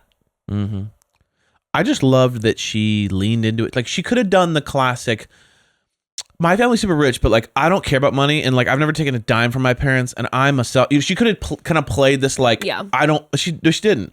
She's like, listen, I'm silver spoon my whole life. My life's been a dream. But at the end of the day, like, it's made it impossible to please my she's like, my mom is such a success that it's like, it makes me feel like I can't ever live up to that. Well, she didn't quite say that. Did you notice she cut herself off? Sure. She was trying to protect it. She caught herself. She started to say, she was like, well, growing up with my mom being a success story, and I haven't been in touch with my emotions. You're like, oh, I knew where you were going. I knew where you were going. Okay. And so I just like that she was honest about the fact that like, I do have this crazy life, and all I want to, and I haven't been able to find love, and I've been basically told to be this perfect kind of shell of a human, and it's hard for me. Yeah, I liked that. It's like, what else can you ask? What else can you get from someone who lives that life? It's not her fault she's born into that. Yeah, I felt like, very much like I said, I felt like it was awkward. I didn't walk away going, I love Kit. Wasn't electric, that's for sure. No, definitely that was be a hard not electric. But I wasn't like, oh my God, Kit, arch nemesis, new arch nemesis. I was like, you know what? When she says she has walls, I believe that, because she's probably used to having a paparazzi outside a house, so she's probably protective of like who she lets in. 100%. A life I don't understand, but 100%. I mean, yeah, Like, she comes from a different world. Yeah. Well, she says she's starting to fall in love with him. All these so fast, and he though just gives her the rose. He doesn't say, I am also feeling this way, and he also didn't say, I'm falling in love with you. So I'm assuming that Kit's gonna get the chop here in the next week or two. I think he had a really good time. Yeah, but I think at the end of the day, and I think he says this little fantasy, like, man, what would it be like to like live that life? Like, maybe I should. He already is like a New Yorker, right? In recent New Yorker. Like, I've seen the building she lives in. Like, oh, it'd be incredible to live that life for a couple years. I could make her penthouse so messy. Yeah. I could. She would love if I did beer versus Transformer at her place. Oh my God, Tyler and I would have so much space to do our beer pong. We'd have the longest beer pong table of all time. Yeah, he's like, that'd be so sick. Yeah. We could have beer pong marathons and tournaments. How many people could we fit into her push-up competitions? Oh my God. You could go streaking. She probably's got a nice roof to do like some great workouts outside. Yeah, hell yeah. Yeah. I could pull my sled or whatever I was doing earlier. Oh God, I don't know what any of those workout things are They were called. weird. They were like wood workouts. They were like wood blocks and stuff. Oh Lord, I don't get any of those things. But yeah, it was kind of like, it was fun. They had a good time, but he has better chemistry with other people. Yeah. Well, the next day at the house, there's a big old knock at the door that's very scary, and there's the most ominous date card ever that's from Matt, and it's addressed to MJ and Jessenia, and Matt says, I need to know the truth. Meet me at the cocktail party before anyone else arrives. Now, I have never seen more concocted drama by producers ever. It's like these two are the most fresh enemies ever. Like, they just had a little bit of a spat. And by the way, it wasn't a Jessenia doesn't like MJ spat. It was an MJ's losing it. And Jessenia just kind of had a regular conversation with Matt discussing something. Jessenia doesn't have this huge problem with MJ. And now you're going to throw poor Jessenia to the wolves and make her do this like kind of weird 2-on-1 where she has to like basically be like House versus MJ a little bit. Well, my question is, why is Jessenia on the chopping block? You see them both pull up? Yeah, with their. Did you notice that they both had their bags? Yes. Oh my God, the drama. No, but I'm going. I'm going. Like, why is she? So if he believes MJ, then Jessenia goes home. Like, yep. The only one on the chopping block to me is MJ. So it's like, what? Jessenia? How did she get roped into this? Why is Jessenia on the chopping block? How dare you do this to her? Is that how it works with him? It's like if you go, hey, I think this person's been a problem, and you're wrong, you get sent home. It's just the typical 2-on-1. The producers live for a 2-on-1. Dude, and they look at each other like, it's on, and then it was the most. The drama was out of control. It was I've never ridiculous. seen it. I've never seen them come face to face like that and then walk like they were about to go into like they were acting like fucking Conor McGregor and like whoever he's fighting, like going into the ring. It did get me amped though. I will say, like when they did it, I was like, oh. That's because you felt like you were about to watch like a UFC fight. Fighting out of the red corner. Yeah, I was like, what's going on right now? Like Jessenia legit was not even like coming for MJ. She had a conversation with Matt, and now the poor thing, I couldn't even believe it. I couldn't even believe it. And MJ is furious. She's just like, I'm ready to fucking fight. Like, bring the popcorn. And there is, Oh my God. When she says, and she sits across from her, and by the way, when MJ looks mad, Scary. my knees are It's shaking. scary. Like It's really I pee scary. my pants Yeah, a little bit, She's and got I'm like just real rage. and I'm just like, I would rather any day go toe to toe with Queen Victoria than MJ. I'll be real with you, because Victoria is just like embarrassing to me. Speaking of MJ saying embarrassing, but Victoria is just like you said, you are a 90s like reality TV mess. Yeah. And MJ, I'm like, you're scaring me. Yeah, one is delusional American Idol contestant. You know, it's just kind of like, I'm the greatest singer of all time. And you're just kind of like, okay, you're like, okay, yeah. You're like out of control. Like, Yeah. you need like legit help to like bring you. But MJ is very aware. Yes. And the rage is very real. Yes, correct. And MJ just goes, this is embarrassing. I preach harmony and peace, and you put my name out there, and I've never been more hurt in my life. I'm furious. I'm like, you're saying these words that aren't matching with your tone. Like, you're saying that you've never been more hurt, that you preach peace and harmony, and yet you sound very scary. I lead by example, and I preach harmony. Preach harmony? You're going around the house going, everyone needs to be harmonious. I've had enough of this. I'm like, I'm pretty I have sure. not seen any of those clips. Yeah. Roll the tapes. I've seen the clips of you causing massive drama. Yeah, it's roll the tapes and MJ in the middle of all the drama with the people who are the problem, just being like, yes, you tell them, and honey. talking to Victoria and being like, yeah, totally.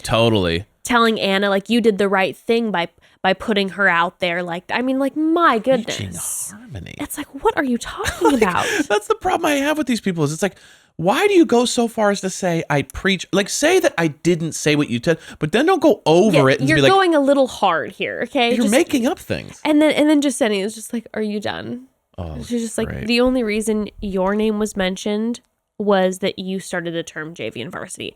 And Jessenia is bringing it back to reality, being like, MJ, I don't know why you're making this a war. I brought you up because those terms were talked about. Okay, that's it. Like, can I say Jessenia is out of nowhere like the most put together, eloquent, in the heat of battle person on the show? Like, without a sweat. Bags are packed, by the way.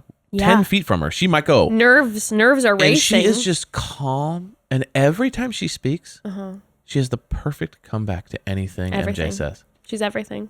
I'm like always blown away by it. I'm always kind of like, oh, we haven't seen enough of her to kind of really know what she's about. And all of a sudden it's just like, boom, boom. Yep. And every word she says is like truth. And you're just kind of like, whoa, oh, yeah. That is, all right, that's, all right, Jessenia. Yep, I don't know what even I would. I probably would have freaked out. I'd be like, you are an idiot, MJ. Well, see, that's like, the thing. When I was watching this, I was getting super nervous because even if I knew that I was in the right, when someone is speaking to me like that, and I would imagine if there were cameras on me, like, I feel like I would mess up the way that I should put something because I would get heated and then I wouldn't say the right thing when I wanted to. And Jessenia is just like, doesn't miss a beat. Whatever. It's just like, stays calm, says all the right things. And I'm just like, I mean, Matt, please see through what's going on.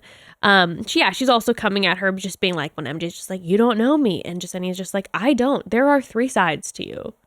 That's what I'm saying. Everything she says Bombs. is like something you'd write out and think about They're previously. like the most intense burns that aren't burns in a way where people would be like, oh, burn, because they're all very like accurate. Where you're like, oh my God, it's truth. Oh my God, it's truth. Well, and I would have been like, there's 2 sides of you. There's the sides we see and the side that Matt sees. But she said there's 3. The side that Matt, and then when the cameras are off. And I was like, whoa, that's even better. Like, like her disses are stuff that I wouldn't even think of to pre-think. I know. She's better than all of us. She's a sniper.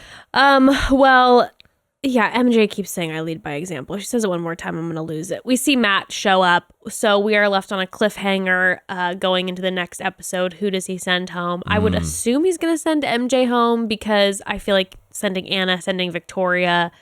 I feel like when he hears Jessenia speak, and I will assume, and maybe I'm wrong, I don't feel like all of a sudden MJ is going to be really calm in front of Matt. I have a feeling that she will go at Jessenia, and I feel like I will hope that Matt will see. And no one's the accused Jessenia of anything. So True. I mean, that'd be wild to there's send also her that. home. There's also that. Well, next week it looks like it's getting crazy. We see Piper running in and she's so upset. The women are pissed. Serena C is saying that Katie's the arsonist, setting all of her little fires. We see that Tyler shows up, of course, was waiting for that one. I am here. I am here with beer. The beer matron is here. And then we see Heather showing up, who was, do you remember Heather from Colton season? She's best friends with Hannah Brown. So she knows Matt and Tyler and is like part of that crew. She's showing up. Yeah, blonde. Yep. Yes. She's showing up to try to compete now for Matt's heart. Well, he said like you might ruin this whole thing. Blow up this whole thing. Like, I think there's drama. I don't know. Like but they've been in contact we'll or something? See. Okay. We'll see. All right. We'll see. But there's also the Piper coming in and being really like flustered. I'm like, is that Heather? I still have this weird sneaking suspicion that Sarah's coming back. So I keep wondering about like, when's that going to happen? Let's go. I really hope there are so many something, questions. Yeah. There are so many questions. But anywho, thanks for recapping with me. I love you. I love you so much. And thanks for having me. And broads, we love you. And be sure to tune in, please, on Thursday. Like I said, we have so much to talk about. So much to talk about. And there will be a lot more to talk about by Thursday, because if you know what I'm talking about, certain people are dropping certain podcast episodes from Bachelor Nation, and the tea is going to be running quite hot. And yeah, we're going to get into it. But anywho, with that, chat soon, broads. Chat soon.